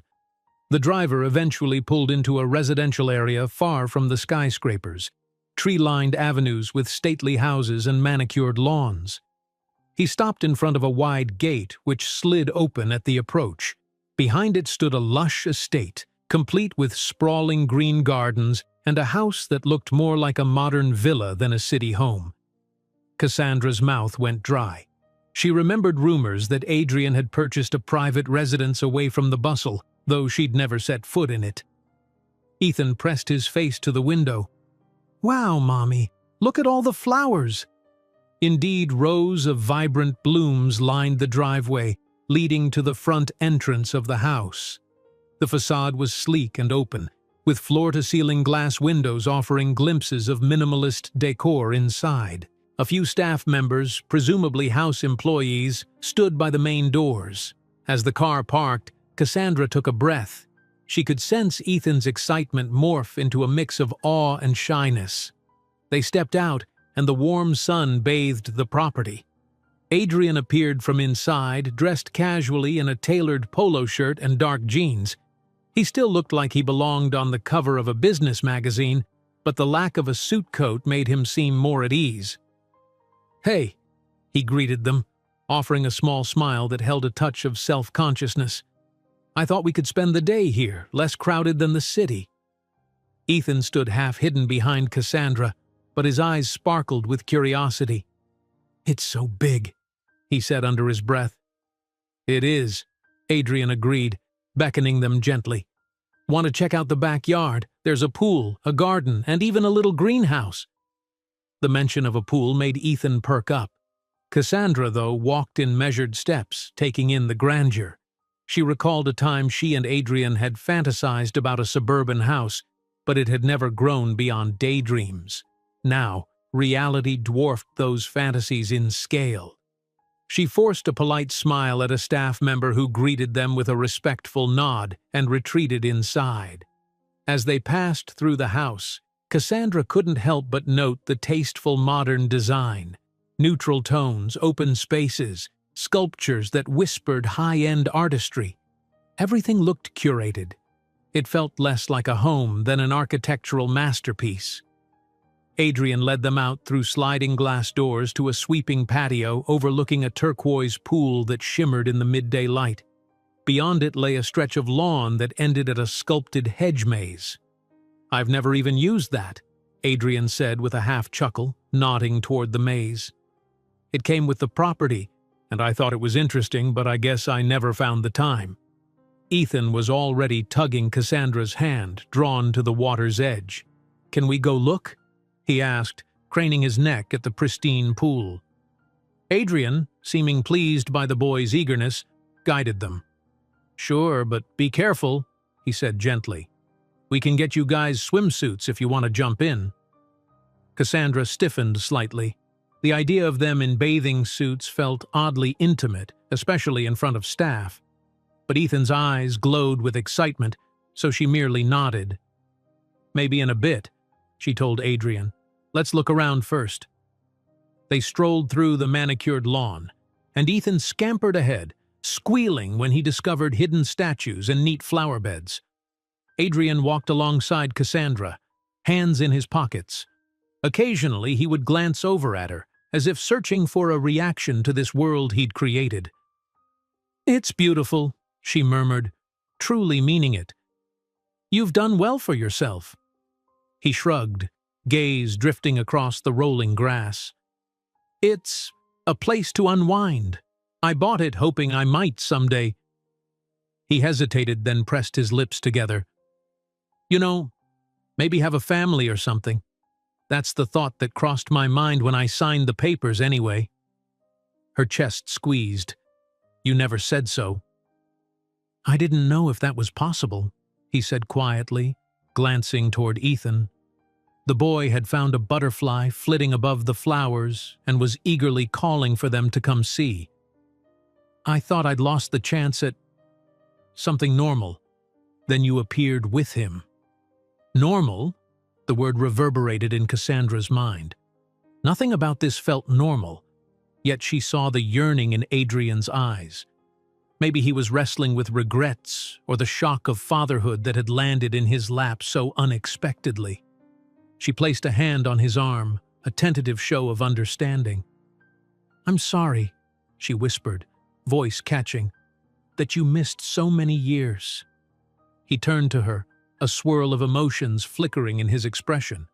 "I know there's blame on both sides," he managed. "Let's not dwell on it. I want to move forward. For him." He gestured gently at Ethan, who was crouched on the lawn watching the butterfly dance. They continued exploring the yard, gradually coming to a stone path that led around the house. At one point, Ethan bounded up with an excited grin. "There's a dog!" he exclaimed. Sure enough, a large, friendly golden retriever ambled out from behind a hedge, tail wagging. Adrian gave a faint laugh, rubbing the dog's ears. "Her name is Sunny," he explained. "I rarely have time for her. She's looked after by the staff." Sunny trotted to Ethan, sniffing curiously before letting out a happy bark. The boy giggled, reaching out to pet the soft fur. Cassandra watched the scene, a warm ache filling her chest. For all the fear she'd carried about Adrian's domain, moments like these were undeniably sweet, simple joys that Ethan had never tasted. Eventually, they migrated back to the patio. Adrian tapped on a control panel near the sliding doors, turning on a gentle canopy of shading over the seating area. A staff member appeared with a tray of cool drinks and asked if the boy might like fruit or sandwiches. Ethan, dazzled by the courtesy, nodded so eagerly that Cassandra smiled. She took a seat on a cushioned chair, adjusting her skirt, feeling the tension in her shoulders slowly ebb. "You can be honest with me," Adrian said once they were alone again, the staff gone to fetch food. He folded into a chair beside her, arms resting on his knees. "Is all this too much?" She gave him a wary look. "It's not that it's too much. It's just different from the life we know. Ethan's never experienced anything like this." She paused, weighing her words. "I want him to have good things, but I worry about losing the normalcy we had. I also worry about you." "Me?" He sounded puzzled. "I wonder if you understand how big of a change this is. For you, for him," she said gently. "Parenthood isn't just fun days out. It's homework and midnight fevers, emotional ups and downs. You can't call off fatherhood because of a business trip." Adrian's gaze dropped to the stone floor, and he nodded, a hint of remorse lining his features. "I know. I'm learning." She reached out, lightly covering his hand with hers. The warmth of his skin made her heart twist with old memories. "I'm not attacking you, I want to protect Ethan from broken promises." His eyes met hers, steady, sincere. "I understand," he said, voice hushed but firm. "I won't make promises I can't keep, but I want to promise him something, like that I'll be here, that he can rely on me." Cassandra exhaled, the swirl of her emotions easing just a bit. Maybe, in some buried part of her heart, she was rooting for Adrian to rise to the challenge. Before she could reply, Ethan bounded up to them with a bright smile. "Look!" he exclaimed, holding out a small white flower he'd plucked from a nearby bush. "Smells so good!" Adrian reached out, gently taking the delicate bloom. His expression softened. "It does," he agreed, then handed it back. "Why don't you give it to your mom?" Ethan beamed, turning to Cassandra. She leaned down, letting him tuck the flower behind her ear. For a moment, all three of them laughed, the tension unraveling into something freer. The staff returned with plates of tiny sandwiches and fruit, setting them on a low table. Ethan reached for a sandwich, Sunny the retriever wandering close in hopes of a dropped crumb. In that tranquil moment on the patio, breeze rustling the hedges, warm sunlight bathing the stone, laughter lingering between them, Cassandra wondered if maybe, just maybe, they could build something real. The path ahead was still uncertain, but Ethan's laughter, Adrian's softened demeanor, and the sense of quiet possibility felt like the earliest threads of a tapestry that could one day be called family. A gentle breeze swayed the rows of flowers, carrying the mingled scents of fresh-cut grass and the light tang of pool chlorine. Cassandra sat back on the cushioned patio chair, silently observing Adrian and Ethan sharing a moment by the water's edge. The boy had a fascination with skimming his fingertips across the pool's surface, while Adrian stood close by, ready to grab him if he slipped.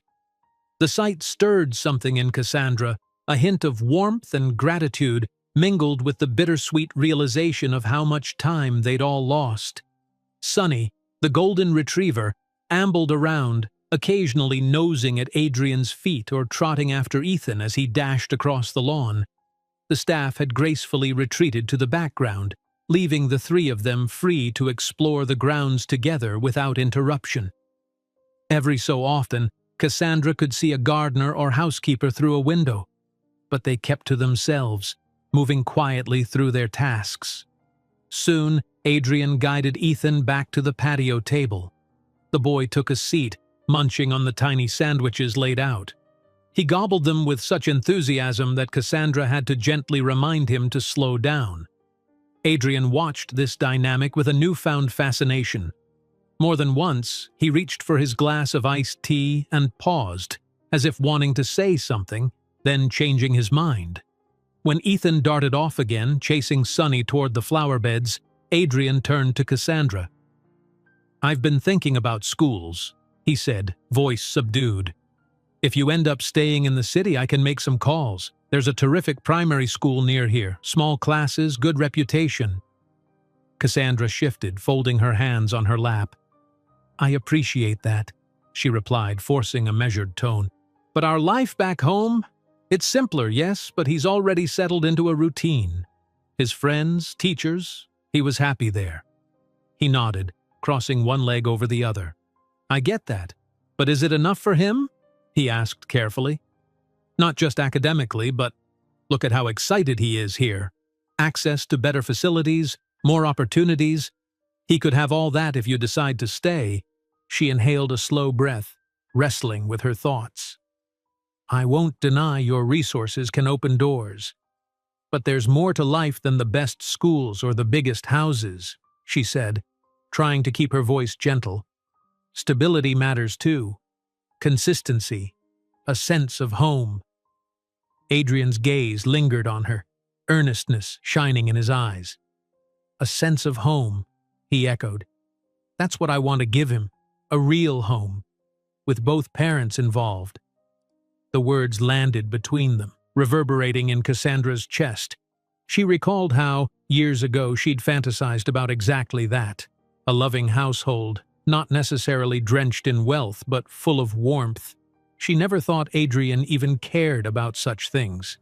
Did he now? Ethan's shout drew their attention. He stood near the hedge maze, beckoning them excitedly. Sonny scampered around, tail wagging like a happy flag. Cassandra stood first, and Adrian followed. They walked through the sunlit grass until they reached the maze's entrance. A tall, leafy archway that looked almost whimsical, like something out of a storybook. "Can we go in?" Ethan asked, voice full of anticipation. Adrian cast a glance at Cassandra. "Sure. Just stay close," he cautioned, stepping forward. Together, they ventured into the maze. The hedges stood taller than Adrian's head, carefully trimmed so that each pathway remained narrow and winding. Sunlight filtered in from above, creating shifting patterns of light on the ground. Ethan led the way, giggling each time the path split into multiple options. It wasn't a particularly large maze, but it meandered enough that Cassandra could see how someone might get lost in it for a few minutes. The further in they went, the quieter the outside world grew. The rustle of leaves and the soft thud of footsteps on grass became the only sounds. At the next fork, Ethan chose the left path without hesitation, glancing over his shoulder to make sure they followed. Adrian chuckled, staying right behind the boy, while Cassandra walked a pace or two behind them, watching the interplay like an observer to a fragile new bond. "That way," Ethan declared, pointing down another passage. Just as they turned, the corridor opened onto a small circular clearing, an unexpected centerpiece. In the middle stood a simple wooden bench and a modest fountain shaped like a seashell. Water trickled gently, creating a soothing murmur. Vines of jasmine draped over the hedge walls, their fragrance floating in the warm air. It was a secret nook within the property's maze, designed for quiet reflection. But for Ethan, it was just another discovery to marvel at. He ran to the fountain, peeking over the rim. Sonny trotted up and lapped at the water's edge, causing Ethan to giggle. Cassandra and Adrian hung back by the bench.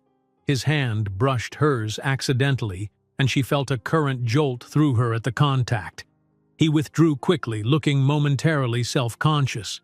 "This is beautiful," she breathed, focusing on the fountain to cover her fluttering nerves. "I've never actually been in here." Adrian admitted, scanning the clearing with new eyes. It came with the place, like I said, and I guess I've always been too busy. She nodded, letting the subtle music of the water fill the silence. Across the clearing, Ethan gently splashed a hand in the fountain, giggling as Sunny playfully snapped at the droplets that fell. Cassandra could see the unguarded delight on her son's face, and part of her heart clenched with relief. Whatever complications lay in wait, this moment was peaceful, full of light.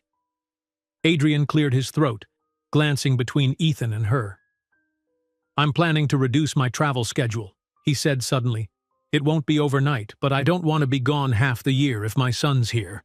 I've rearranged some things so I can work more from the city."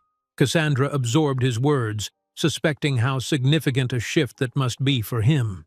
She recalled the breakneck pace he'd kept, flights to Tokyo, London, Dubai, all in a single month sometimes. That he would consider scaling it back suggested a new priority, the boy splashing water by the fountain. "I appreciate that," she said quietly. "Ethan will too." He hesitated. "And you?" Her eyes flicked to his face. "Me?"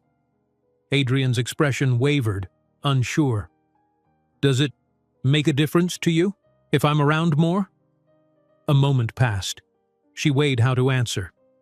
"It helps me trust that you're serious," she replied, voice measured. "But we need time, Adrian. You can't just snap your fingers and become a perfect father." He gave a dry laugh. "Trust me, I know. I'm fumbling." He turned toward the bench, taking a seat. She stayed standing, arms wrapped around herself, uncertain if sitting beside him felt too close. Ethan finished his little game, stepping carefully around the fountain to join them. Sunny followed, water droplets shaking from her fur. "That dog's so funny, Dad." "Daddy," Ethan corrected himself, eyes shining with the newness of the word. Adrian offered a warm grin, patting the space on the bench next to him. "She's a good dog," he agreed. "Want to sit a minute before we try to find our way out?"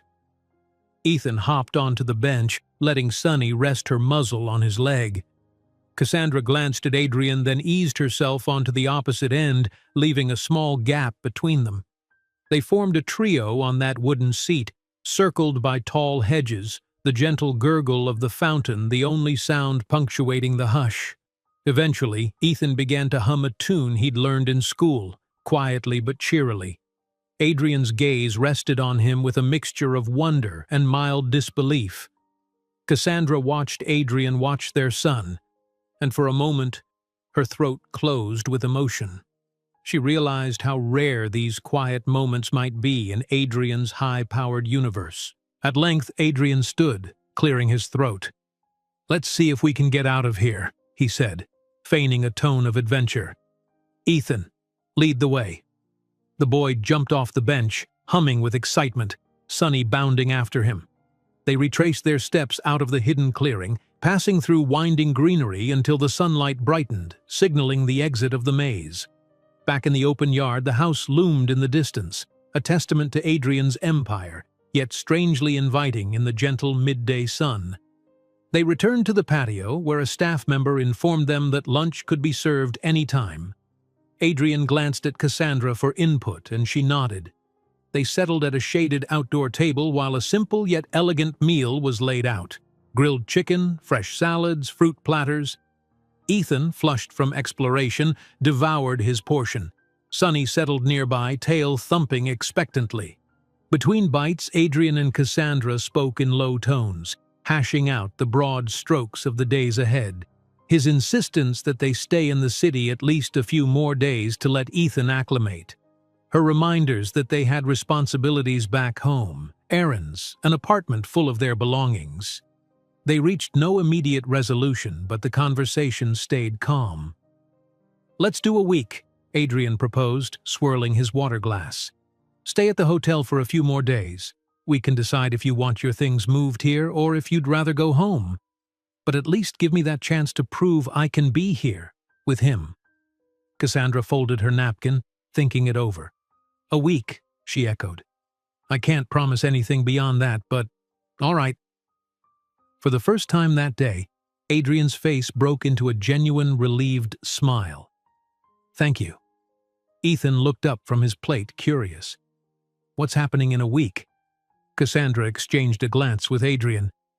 "We're just giving this city a trial run, sweetie," she explained gently, "seeing if we can stay a bit longer, or if we need to go home." The boy's brow furrowed, but after a moment, he nodded. Perhaps the concept of two homes in different places didn't alarm him as much as it did Cassandra. Lunch, wrapped up with a platter of small pastries, chocolate eclairs, fruit tarts, that Ethan and even Cassandra found irresistible. Adrian ate sparingly, mind clearly buzzing with an internal checklist of steps to make this new arrangement work. Afterward, they wandered back toward the pool, letting Ethan splash his feet in the shallow end under Adrian's watchful eye. It was during this lull that Cassandra's phone chimed. She fished it out of her pocket, seeing a text from a friend back home, just a friendly check-in, asking how she and Ethan were doing. Cassandra realized how little contact she'd maintained since they left. She typed a quick reassurance that they were all right, that they'd be back soon. She refrained from mentioning the swirl of changes, aware that it would require more explanation than a text could hold. By the time she looked up, Ethan was coaxing Adrian to let him swim. Adrian raised a brow in Cassandra's direction, silently asking permission. She hesitated. They didn't have swimsuits on hand, nor was she sure about protocol. Yet Ethan's excitement shone so bright. After a fleeting internal debate, she told Adrian, "If you have something for him to wear, maybe just a short swim. But I'd rather not get in myself. No suit." Adrian nodded, signaling a staff member who hurried inside. Moments later, the staffer returned with a pair of boys' swim trunks, probably purchased as a just-in-case scenario for guests. The speed with which such things materialized reminded Cassandra of the difference between her reality and Adrian's. In minutes, Ethan was splashing in the shallow end, squealing with delight. Cassandra perched on a lounge chair, her heart warming at his joy. Adrian kicked off his shoes and rolled up his pant legs, sitting on the pool's edge to chat with Ethan, occasionally helping him float or showing him how to blow bubbles underwater. The entire scene felt almost domestic, like a snapshot of a life she'd once let herself imagine, a father guiding his child through something simple and fun. Sunny circled around them, tail sweeping the stone, apparently eager to join the fun but uncertain if she was allowed. Eventually, Adrian patted the water's edge, and the dog hopped in, creating a wave of laughter from Ethan.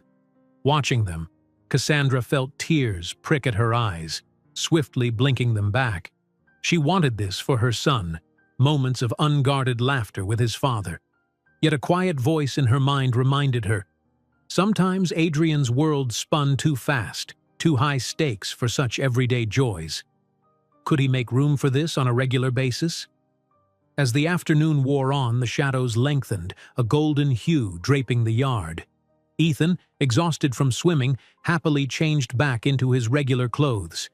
They regrouped on the patio, sipping cold drinks.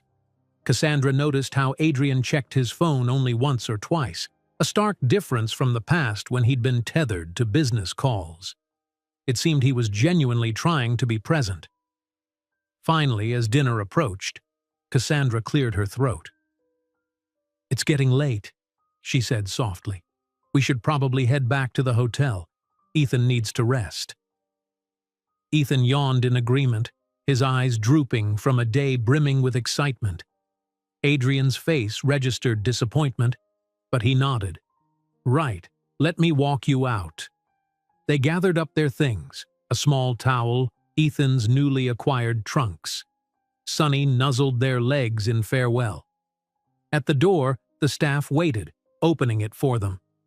As they walked to the waiting car, Adrian's voice came in a hushed tone near Cassandra's ear. "I'll send you the details about tomorrow," he said. "Maybe we can do something smaller, quieter, just the three of us." Cassandra nodded, meeting his gaze. There was relief in his eyes, as though her acceptance of each small step reassured him that she wouldn't vanish again. "Okay," she answered. We'll be at the hotel. You can text me." He crouched to give Ethan a goodbye hug, a motion that made Cassandra's heart jolt, still not used to seeing Adrian open his arms so willingly. The boy sank into it, drowsy and content. Adrian pressed a brief kiss to Ethan's hair, then rose, watching them climb into the sedan. Just before the driver closed the door, Adrian bent forward. "Thank you for giving this a chance," he murmured to Cassandra. She managed a small, genuine smile. "Thank you for trying," she whispered back. And then the door clicked shut, and they pulled away from the opulent drive. As they threaded through the twilight-shrouded streets, Cassandra cradled Ethan close, letting him doze against her shoulder. The hush of the car lulled her into reflection. Today had felt unexpectedly natural, despite the mansion, the staff, the money, and all the differences in their worlds. There had been laughter, discovery, and a sense of genuine connection. She couldn't ignore the complications nor the practicalities that still needed answers, but for once, her hope outweighed her fear. Gazing down at her sleeping son, she whispered a silent promise. She'd keep fighting for his happiness, no matter how daunting the path.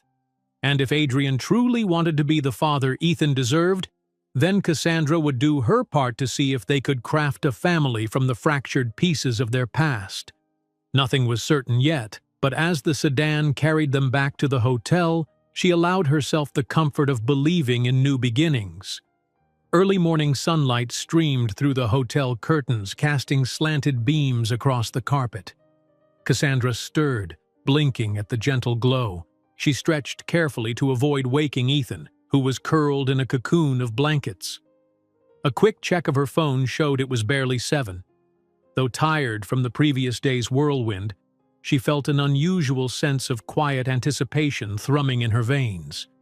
Today marked the second day of Adrian's week-long trial, a phrase that had become shorthand for the tentative agreement they'd forged. A week to see how Ethan might adapt to a life shared with his newly discovered father. A week to see if Adrian could manage fatherhood alongside the demands of his vast enterprise. A week to decide if Cassandra could live in Adrian's world without losing herself or her son in the process. She slipped out of bed, careful on tiptoe, and padded into the sitting area.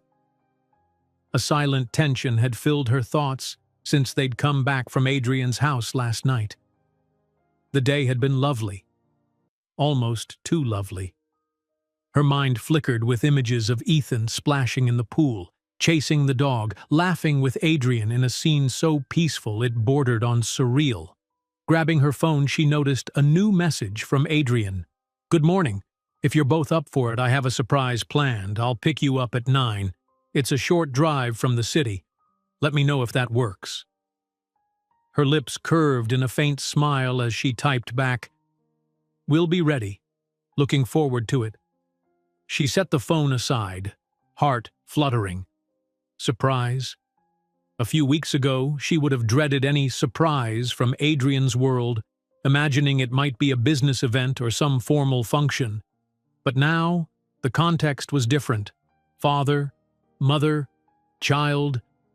Her hope mingled with caution, yet she couldn't help feeling a spark of curiosity. Slowly, Ethan stirred in the other room. Cassandra returned to find him blinking awake. He sat up, hair standing in comical tufts, and rubbed his eyes. "Mommy?" he mumbled. "Is it morning already?" She perched on the side of the bed. "Yep," she said softly, smoothing his hair. "We might have an adventure today. Adrian wants to take us somewhere." Ethan perked up instantly. "Where?" "I'm not sure," she admitted. "But we'll find out soon. Let's get dressed and have a light breakfast, okay?" The boy threw off the blankets and hurried to the bathroom, excitement clear in his every move. Cassandra followed, rummaging through the clothes she'd brought along. Only a few outfits since she hadn't anticipated a drawn-out stay in the city. She made a mental note. If they truly stayed for a week or more, she'd need to retrieve more of Ethan's essentials. Perhaps Adrian's staff could help, or maybe she should handle it herself to keep some independence. 45 minutes later, They were downstairs in the hotel lobby, finishing a couple of pastries and juice. True to his word, Adrian arrived just before 9. Dressed in casual slacks and a simple sweater, he looked refreshed, despite the early hour. His eyes skimmed over Cassandra and Ethan, and he greeted them with a gentle smile. "Morning," he said, ruffling Ethan's hair. "You two sleep all right?" Ethan nodded, mouth still half full of pastry. Cassandra glanced at Adrian with a trace of amusement. "We did. You?" "Barely," he confessed wryly, leading them toward a black SUV idling at the curb. "But in a good way." Once settled inside, Cassandra tried to guess where they might be going. The cityscape slid past in a blur as Adrian guided the conversation toward Ethan's favorite subjects, his new fascination with the greenhouse at Adrian's house, the pool, Sunny the golden retriever. She listened from the front passenger seat, noticing how Adrian's tone softened around the edges when he spoke with Ethan. Occasionally, his gaze flicked to her in the rearview mirror, and she found herself answering his unspoken question with a small, tentative smile. "Yes, I see you trying." Eventually, the car took an exit that led them onto a winding road up a slight hillside. The buildings gave way to open spaces, patches of greenery, and a scattering of other vehicles heading out of the city for the weekend. Cassandra felt the shift in scenery in her bones. Less traffic noise, more warmth in the air. "Almost there," Adrian announced, turning onto a narrower lane lined with tall trees. They passed a wooden sign that read, "Lakeside Orchard." Cassandra's eyebrows lifted in surprise as she caught sight of rows of fruit trees beyond the fence. A small parking area popped into view, where a few families were stepping out of cars. In the distance, a quaint farmhouse stood, complete with rustic barrels out front. "A farm?" Ethan asked, pressing his face to the window. Adrian parked, cutting the engine. "Sort of," he answered. "They have pick-your-own-fruit orchards here, plus a little petting zoo. I thought it might be fun." Ethan practically leapt from the car. Cassandra slid out more slowly, taking in the sweet smell of early fall in the air, overripe fruit, hay, and warm soil. The orchard reminded her of simpler times, a far cry from Brinkwell Industries' polished offices. She hadn't expected Adrian to pick a place so unassuming or unpretentious. Adrian stepped to her side. "I used to come here with my grandfather once when I was a kid," he said softly, watching Ethan dart toward the orchard's entrance. "Before everything got so complicated." She glanced at him, surprise mingling with appreciation. "You remember?" His lips curved into a thoughtful smile. "Bits and pieces. I recalled it being peaceful, a good break from the city's chaos. Figured Ethan might like it." Warmth spread through her chest at the gesture. Without another word, she followed Ethan, who was already marveling at the orchard map. A friendly attendant gave them baskets and explained which fruits were in season: apples, pears, and a few late summer berries. Adrian paid for their entry, and they ventured into the orchard. A few other families dotted the rows, toddlers running amok while parents laughed and snapped photos. Ethan scampered ahead, testing each tree's low branches for fruit. Adrian found a pear tree laden with ripe, golden pears, picking one and handing it to Ethan for inspection. Cassandra caught the soft, almost reverential expression on Adrian's face as he watched their son grin over a simple piece of fruit. They moved leisurely, sampling a few apples along the way. Ethan discovered he could climb onto a sturdy branch, and Adrian stood close, ready to catch him if he slipped. Cassandra found herself laughing when Ethan offered a taste test, shoving a half-bitten apple toward her. The orchard air seemed to loosen them all, dispelling the typical tension Adrian carried on his shoulders. Eventually, they filled their baskets with a modest haul, strolling back to the central area where a small petting zoo awaited. Ethan's excitement reached new heights as he petted goats, squealed over fluffy rabbits, and giggled at the antics of a pot-bellied pig. Adrian joined in, kneeling beside Ethan, letting a curious goat sniff his hand. It was such a stark contrast to the suits and polished floors of Brinkwell Industries that Cassandra found herself marveling at Adrian's adaptability. After a while, they settled at a wooden picnic table for a casual lunch of sandwiches and cider, purchased from a small orchard stand. The clink of glasses mingled with the chatter of families around them. Ethan devoured his sandwich with relish, cheeks flushed from the sun. Cassandra and Adrian picked at theirs, occasionally exchanging glances that spoke volumes, amazement at how well the day was going, and perhaps relief that it wasn't overshadowed by heavy discussions just yet. Eventually, as the sun began its slow arc downward, they wandered past a small lake adjacent to the orchard where a couple of ducks floated peacefully. Ethan dashed along the bank, tossing bits of bread from his lunch to the ducks, laughing as they quacked in response. Adrian stood beside Cassandra, hands in his pockets, a meditative calm radiating from him. She broke the companionable silence. "Thank you," she murmured. "This was a perfect idea. Ethan's been having a blast." Adrian turned to her, sincerity shining in his eyes. "I'm glad. I wanted to give you both a day away from hotels and city noise, a day that feels normal." She studied him for a moment, the orchard's warm light catching the subtle lines of his face. "You surprised me," she admitted softly. "I never imagined you'd be comfortable in a place like this, surrounded by dust, farm animals." He chuckled, a low, genuine sound.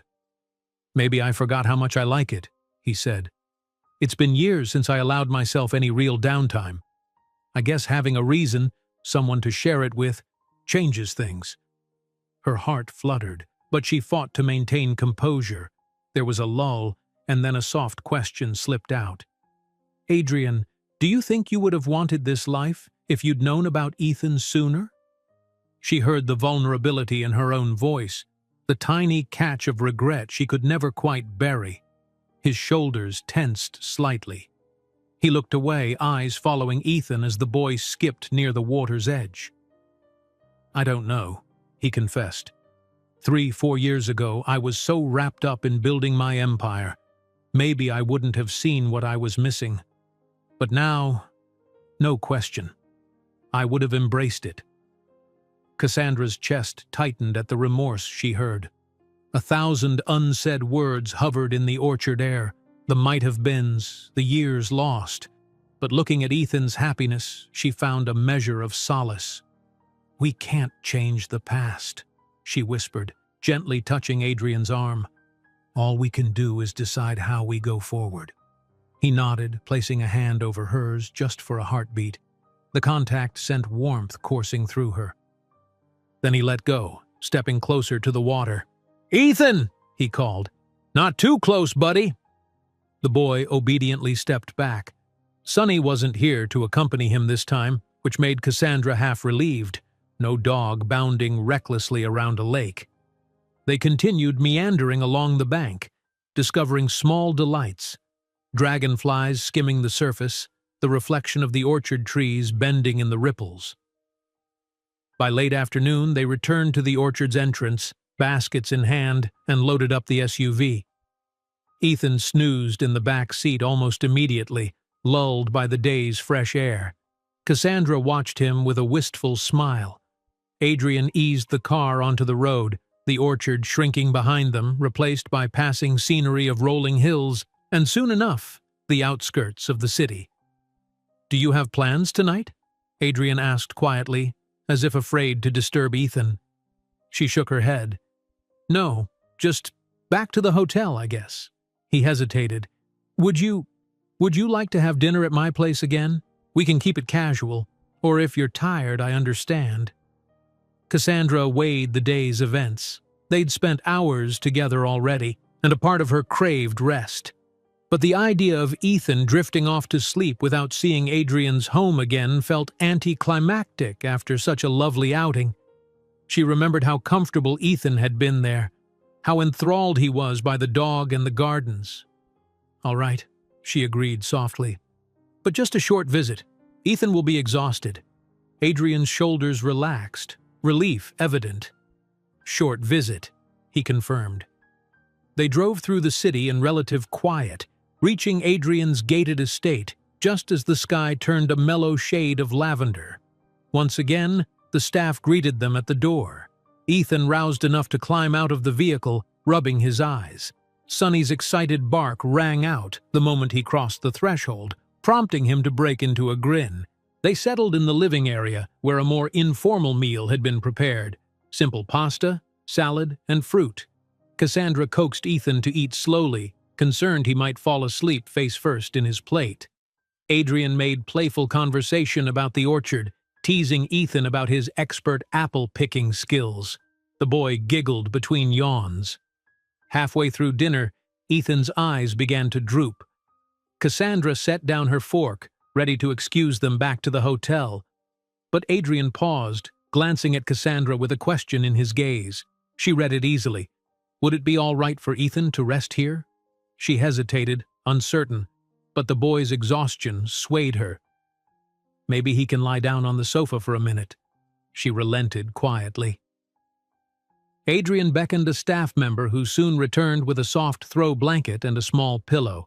They made a cozy spot for Ethan on the sofa. He cuddled into it without protest, half smiling at Sonny's gentle nudge. Cassandra hovered for a moment, brushing a lock of hair from her son's forehead. He mumbled something unintelligible, then sank into deep slumber. She and Adrian lingered at the dining table, the low hum of the estate's evening hush surrounding them. Soft lights illuminated the room, casting warm shadows on the minimalist decor. Occasionally, Sonny padded over to check on Ethan before settling by Cassandra's feet. "Thank you for today," Cassandra said quietly, meeting Adrian's eyes. "He had so much fun. I did too." A rare, unguarded smile curved his lips. "I'm glad. I never thought I'd see the day when strolling through an orchard felt more important than any business deal, but here we are."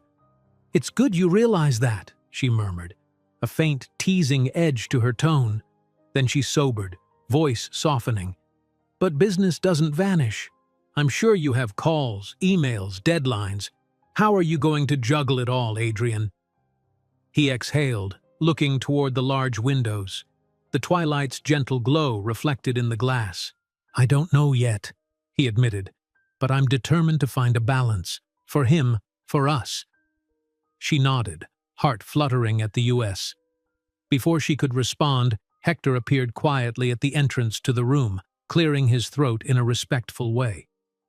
"Sir, excuse me, there's a call you might want to take. Something about the Tokyo merger." Adrian glanced at Cassandra. She offered a small, understanding nod, silently urging him to go handle his responsibilities. "I'll be right back," he told her, rising from the table. As he disappeared with Hector, Cassandra sipped at a glass of water. She glanced over at Ethan's sleeping form, chest rising and falling in steady cadence. Here, in the hush of Adrian's estate, she felt the weight of possibility pressing down on her. This place was beautiful, safe, stocked with every luxury. But was it truly home? After a while, she rose, wandering to the sofa. She curled up at the other end, lightly resting a hand on Ethan's back. Sonny plopped down at her feet, tail swishing lazily. In that quiet moment, Cassandra let her eyes drift shut, exhaustion from the orchard adventure catching up. She wasn't sure if she dozed or simply sank into a light trance, but soft footsteps eventually roused her. Adrian stood nearby, phone in hand, his expression apologetic. "Sorry," he whispered, "longer call than expected." She stretched, blinking sleepiness away. "It's fine. We should probably head back to the hotel. Ethan's already out." He glanced at the boy, lips thinning with reluctance. "He's so peaceful. I could drive you or have one of my drivers take you. Unless—" His voice trailed off, unreadable. She weighed the choices, noticing the time. It was approaching 9, and the day had been packed. "Maybe we should just let him sleep. He'll be cranky if we uproot him now." She hesitated. "Could we stay here tonight? Just in a spare room, so he won't be disturbed?" Adrian's eyes warmed with something akin to relief. "Of course. he said quickly. "I can have the staff prepare a guest room, or even a nursery if—" He cut himself off, realizing Ethan was well beyond a nursery age, and gave a little self-conscious laugh. "Right, sorry, guest room." "That's fine," Cassandra answered gently, touched by his eagerness. Within minutes, the staff readied a cozy bedroom on the ground floor, one that overlooked the garden. Cassandra carried Ethan there, with Adrian following closely, quietly offering help if she needed. But she managed on her own, gently laying the boy on the crisp sheets. Sonny wandered in, seeming reluctant to leave, so Cassandra let the dog settle near the foot of the bed. Exiting the room, she carefully closed the door to a crack, leaving just enough space so they could hear if Ethan stirred. Adrian stood in the hallway, hands in his pockets, expression half hopeful, half wary. "You might want your own space," he began, voice hushed. "There's another guest room upstairs, or you can stay with Ethan." She caught the note of uncertainty. The house felt enormous and hushed at night. The idea of a separate room up some grand staircase away from Ethan made her uneasy. "I'll stay with him," she decided, relaxing her shoulders. "I don't want him waking up confused." Adrian nodded, relief flickering across his face. "All right, let me know if you need anything, though. I'll be in my room upstairs, finishing some calls." They lingered a beat, the hallway lights casting a soft glow on the polished floors. Cassandra felt the pull of words unspoken. She almost wanted to thank him again, or assure him that this was all right. But the moment felt too delicate to pile on more. Instead, she just offered a faint smile. "Good night, Adrian," she said softly. "Good night," he replied, a world of questions in his eyes. Cassandra slipped back into the guest room. She carefully turned off the overhead light, leaving only a small lamp on, then eased onto the other side of the bed beside Ethan. Sonny gave her a curious glance, tail wagging once before curling into a furry ball at the foot of the mattress. Her mind spun with the enormity of the situation. She was in Adrian Brinkwell's estate, staying overnight in a guest room after a day spent picking fruit in a countryside orchard. Her son dozed by her side, utterly trusting that life was finally unfolding the way it should. The hush of the house felt comforting rather than intimidating. Yet lingering questions throbbed beneath her calm exterior. What if this all unraveled? What if Adrian's old life demanded too much? What if her own fears made her flee again? She breathed in, counting the seconds, exhaling slowly. Outside the window, the moonlight bathed the garden in silvery blue. In this fleeting sliver of time, life felt strangely right, like the universe had paused, allowing them a glimpse of the family they could be. Pressing her hand gently over Ethan's back, she let her eyes close. Tonight, at least, they were safe, together, cocooned in the quiet possibilities of a new beginning. Tomorrow would bring another wave of questions, of decisions, and reality checks. But for now, with her son and a hopeful heart, Cassandra allowed the hush of Adrian's home to lull her into an unguarded sleep. Mellow morning light filtered through the floor-to-ceiling windows of Adrian's estate, casting long, soft rays across the polished floors. Cassandra stirred awake, momentarily disoriented by the unfamiliar room. Then she remembered. She was in Adrian's guest bedroom, Ethan sleeping soundly at her side, and Sonny curled up near his feet. A flutter of disbelief flickered through her. This unexpected shift from hotel suites to orchard outings, from formal lunches to the hush of a suburban mansion. She glanced at her phone, which showed just after 7. Slowly easing out of bed, she slipped her feet into the slippers placed neatly by the staff the previous night. She bent down to check on Ethan, who still slumbered peacefully, his features relaxed in dreamland. Sonny raised her head, tail thumping softly, as if greeting Cassandra's unspoken question, "Is everything still okay?" Deciding to let Ethan sleep longer, Cassandra quietly left the room. The hallway felt vast, the gentle hush broken only by the distant hum of air conditioning. She followed her memory toward the main living area, uncertain if Adrian was awake. The house carried a subdued elegance in the early light, and she couldn't help but admire the modern paintings on the walls and the subtle floral arrangements set out by the staff. As she approached the end of the hall, the soft clink of tableware reached her ears. Rounding the corner, she found Adrian seated at a small breakfast nook, a laptop open beside him. He wore a casual collared shirt, sleeves rolled up, and he looked uncharacteristically unguarded, hair slightly tousled, posture relaxed. The aroma of coffee drifted in the air. He glanced up, a warm curve settling on his lips. "Morning," he said softly. "Morning," she returned, voice hushed. She hovered a moment, suddenly conscious of her rumpled t-shirt and simple sweatpants, clothes she'd hastily packed for the trip. But Adrian didn't seem to mind. He gestured for her to join him. "I was about to check on you too," he said, closing the laptop. "You sleep okay?" She nodded, slipping onto a seat opposite him.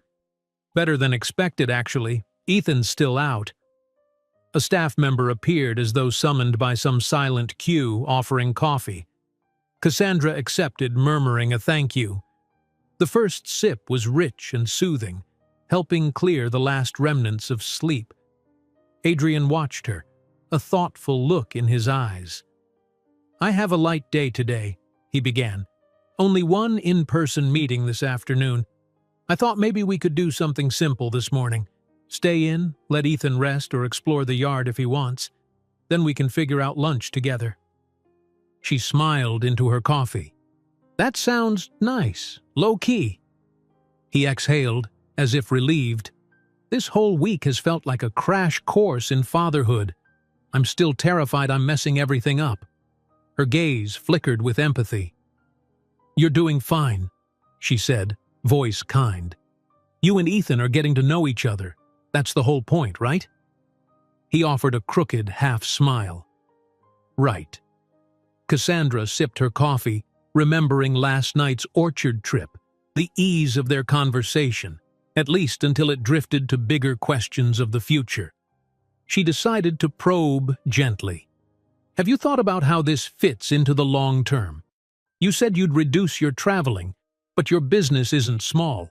There's a lot you juggle."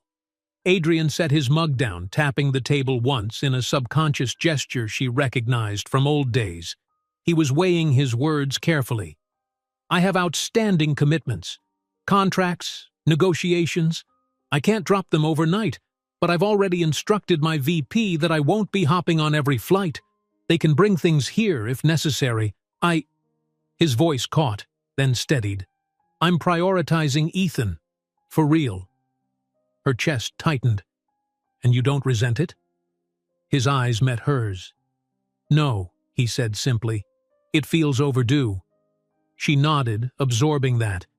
The cynic in her worried it might be temporary enthusiasm, but the glimpse of sincerity on his face gave her hope. "I just don't want you to look back and regret shifting focus," she murmured. He reached across, gently brushing her fingertips where they rested by her coffee cup. The touch sent a small thrill through her. "I only regret not doing it sooner," he said quietly. Then he cleared his throat, withdrawing his hand. "But what about you?" he asked, voice turning careful.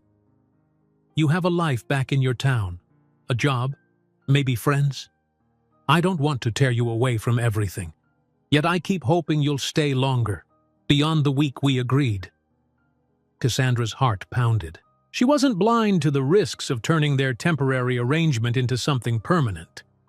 She remembered the little apartment she and Ethan had shared, the supportive neighbor who sometimes watched Ethan after school, the routine that kept them steady. It was modest, but it had been theirs. Now, everything felt open-ended. "I do have responsibilities back home," she said softly. "I'd need to... Well, if we stayed, I'd have to arrange a different job, a new school for Ethan." "That's big, Adrian." He nodded solemnly. "I know. We could handle it in steps. There's no rush, but..." His gaze slid away, a hint of vulnerability creeping into his expression. I'm trying not to sound pushy, but part of me wants you both to be here, not just Ethan. Having you around makes this feel real." A swirl of conflicting emotion tore through her. Over the last few days, she'd seen a side of Adrian that was softer, more grounded. Yet she also felt an echo of those old fears. His power, his capacity to overshadow her choices. If she surrendered to this life, would she lose herself again? But then she remembered Ethan's laughter with Sunny, the orchard trip, the hush of the night spent in Adrian's house, and she realized that maybe, just maybe, they could be a family. "I haven't decided," she admitted, voice trembling slightly. "I need to think about what's truly best for Ethan, and for me." Adrian's response was a quiet nod. He didn't push. A staff member returned, setting out fresh fruit and warm pastries. Cassandra felt her stomach growl, realizing she was hungrier than she'd thought. She and Adrian shifted to calmer conversation, what Ethan might like to do if he woke soon, how the garden's flowers were reaching their final bloom before the colder season arrived. Shortly, they heard the patter of little feet in the hallway, followed by an excited bark from Sunny. Ethan shuffled in, hair in disarray, still wearing his pajamas. He brightened the moment he saw them, hurrying to Cassandra's side. "Mommy!" he exclaimed, then blinked around. "Oh yeah, I forgot we stayed here." Adrian ruffled the boy's hair. "Morning, champ, want breakfast?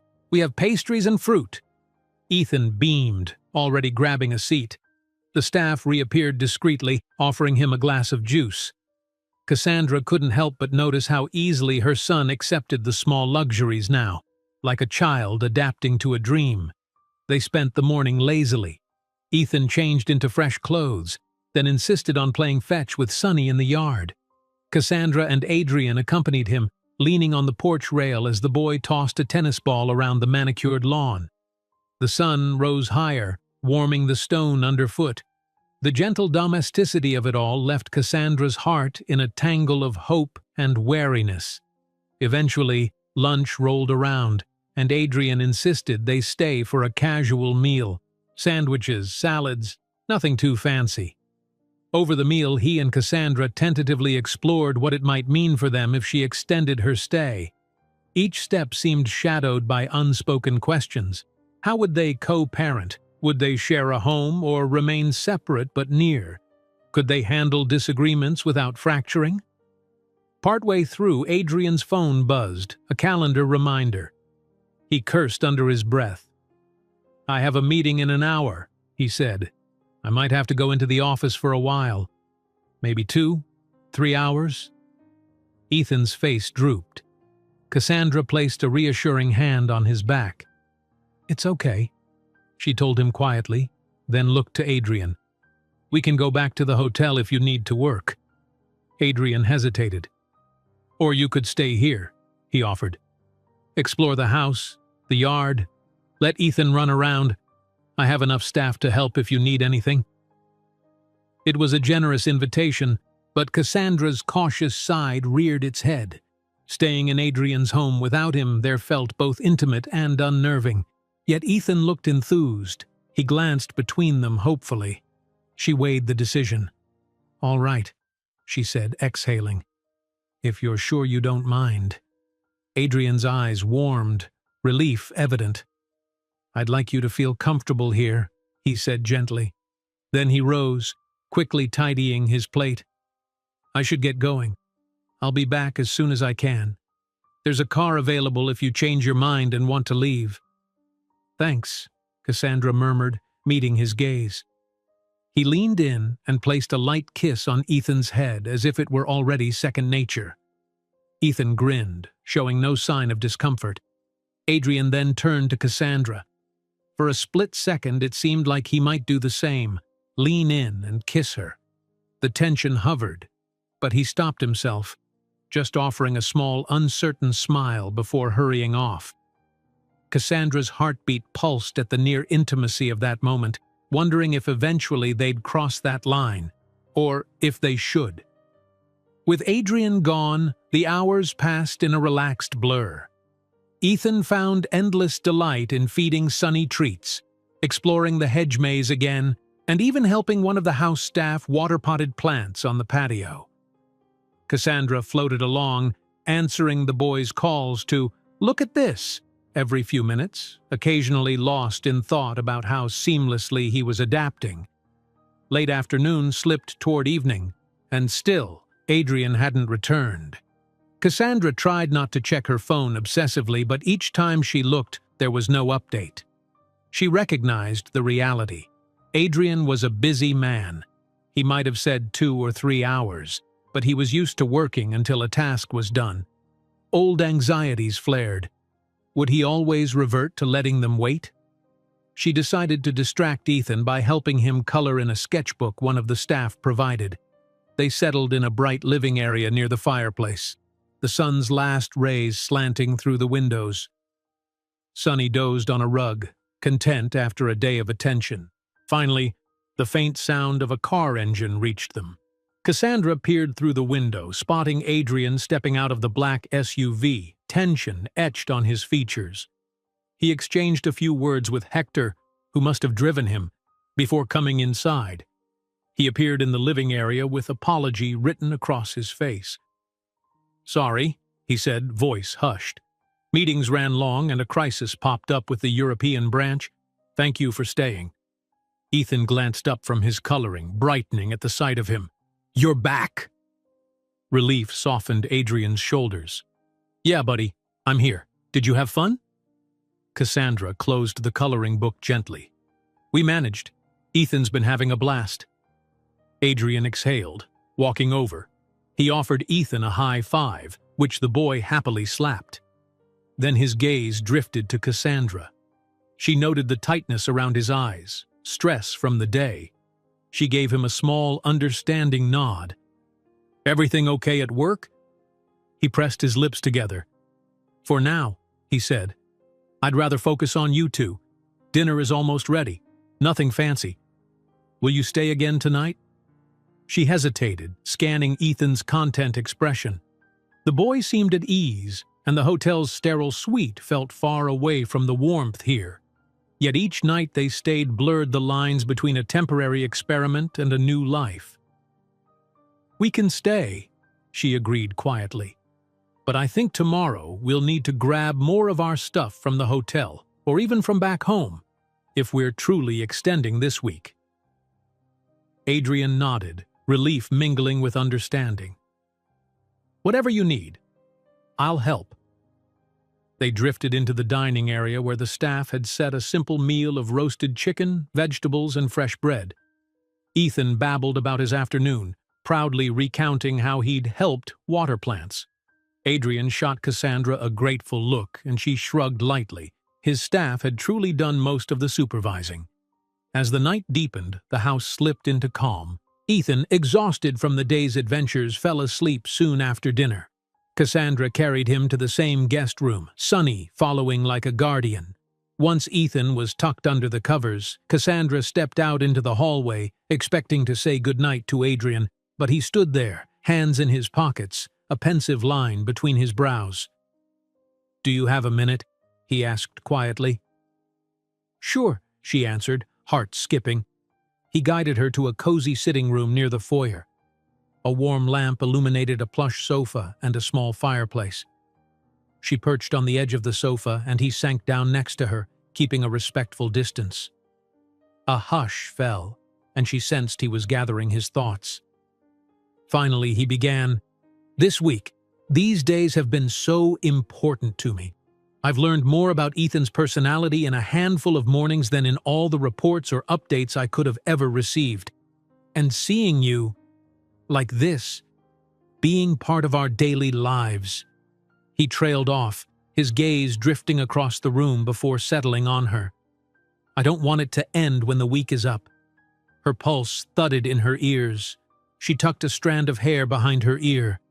"Adrian, I'm not asking you to move in permanently right now," he rushed to clarify. "I know that's big, but consider giving us more than just a week. Let's try a month, see if we can carve out a genuine routine. If at the end of that you feel it's not right, I'll arrange for anything you and Ethan need back home. No pressure, just a real chance." She stared at him, emotions tangling. A month was even bigger than a week. Enough time for Ethan to truly start a new life here. Enough time for Cassandra to get reattached to Adrian, maybe too attached. But also enough time to see if Adrian could maintain his promises when the next crisis or merger demanded his attention. Her hesitation was plain. He reached for her hand, wrapping it in his. The warmth of his fingers steadied her swirling thoughts. "Look at him," he pleaded quietly, gesturing in the direction of the guest room. "He's happy here, and I'm learning how to be a father. Don't take that away yet." Tears pricked at her eyes. She recalled the orchard, the poolside laughter, the way Ethan had begun calling him Daddy, without hesitation. "You're serious about this?" she asked, voice trembling. He nodded, eyes glinting with conviction. "I am." Her mouth felt dry. She squeezed his hand in return. "All right," she whispered. "A month, but I need to go back at least to settle things. Tell my job I'll be away or see if I can work remotely. And Ethan has school." Adrian exhaled relief, as though he'd been holding his breath. "We'll figure it out," he promised. "You can travel back this weekend, get what you need. I'll come too if you want. Or I can stay here with Ethan while you handle it. Whatever you decide." A wave of cautious hope rolled through her. She nodded, letting her free hand swipe at a tear threatening to fall. "This is all so fast," she admitted. "I know," he said. "But we're building something, aren't we? Something worth trying for?" She nodded again, at a loss for words. The hush enveloped them, the air thick with unspoken possibilities. She saw the swirl of emotions on Adrian's face, longing, fear, determination, and felt a matching tide in her own chest. Then, in a moment of fragile daring, she leaned closer, pressing a soft, tentative kiss to his cheek. It was a simple gesture, but it spoke volumes. She felt him inhale sharply, startled but not pulling away. When she drew back, he held her gaze for a heart-thudding moment, then gently tucked a stray hair behind her ear, fingertips lingering near her jaw. Neither of them spoke. They didn't need to. The city lights beyond the windows cast a gentle glow over the hush of the house. Somewhere in a guest bedroom their son slept peacefully, dreaming of orchard outings and hedge mazes. And here, in this softly lit sitting room, Adrian and Cassandra let themselves dream, too, of a family forged from love, trust, and second chances. They were far from certain how it would unfold.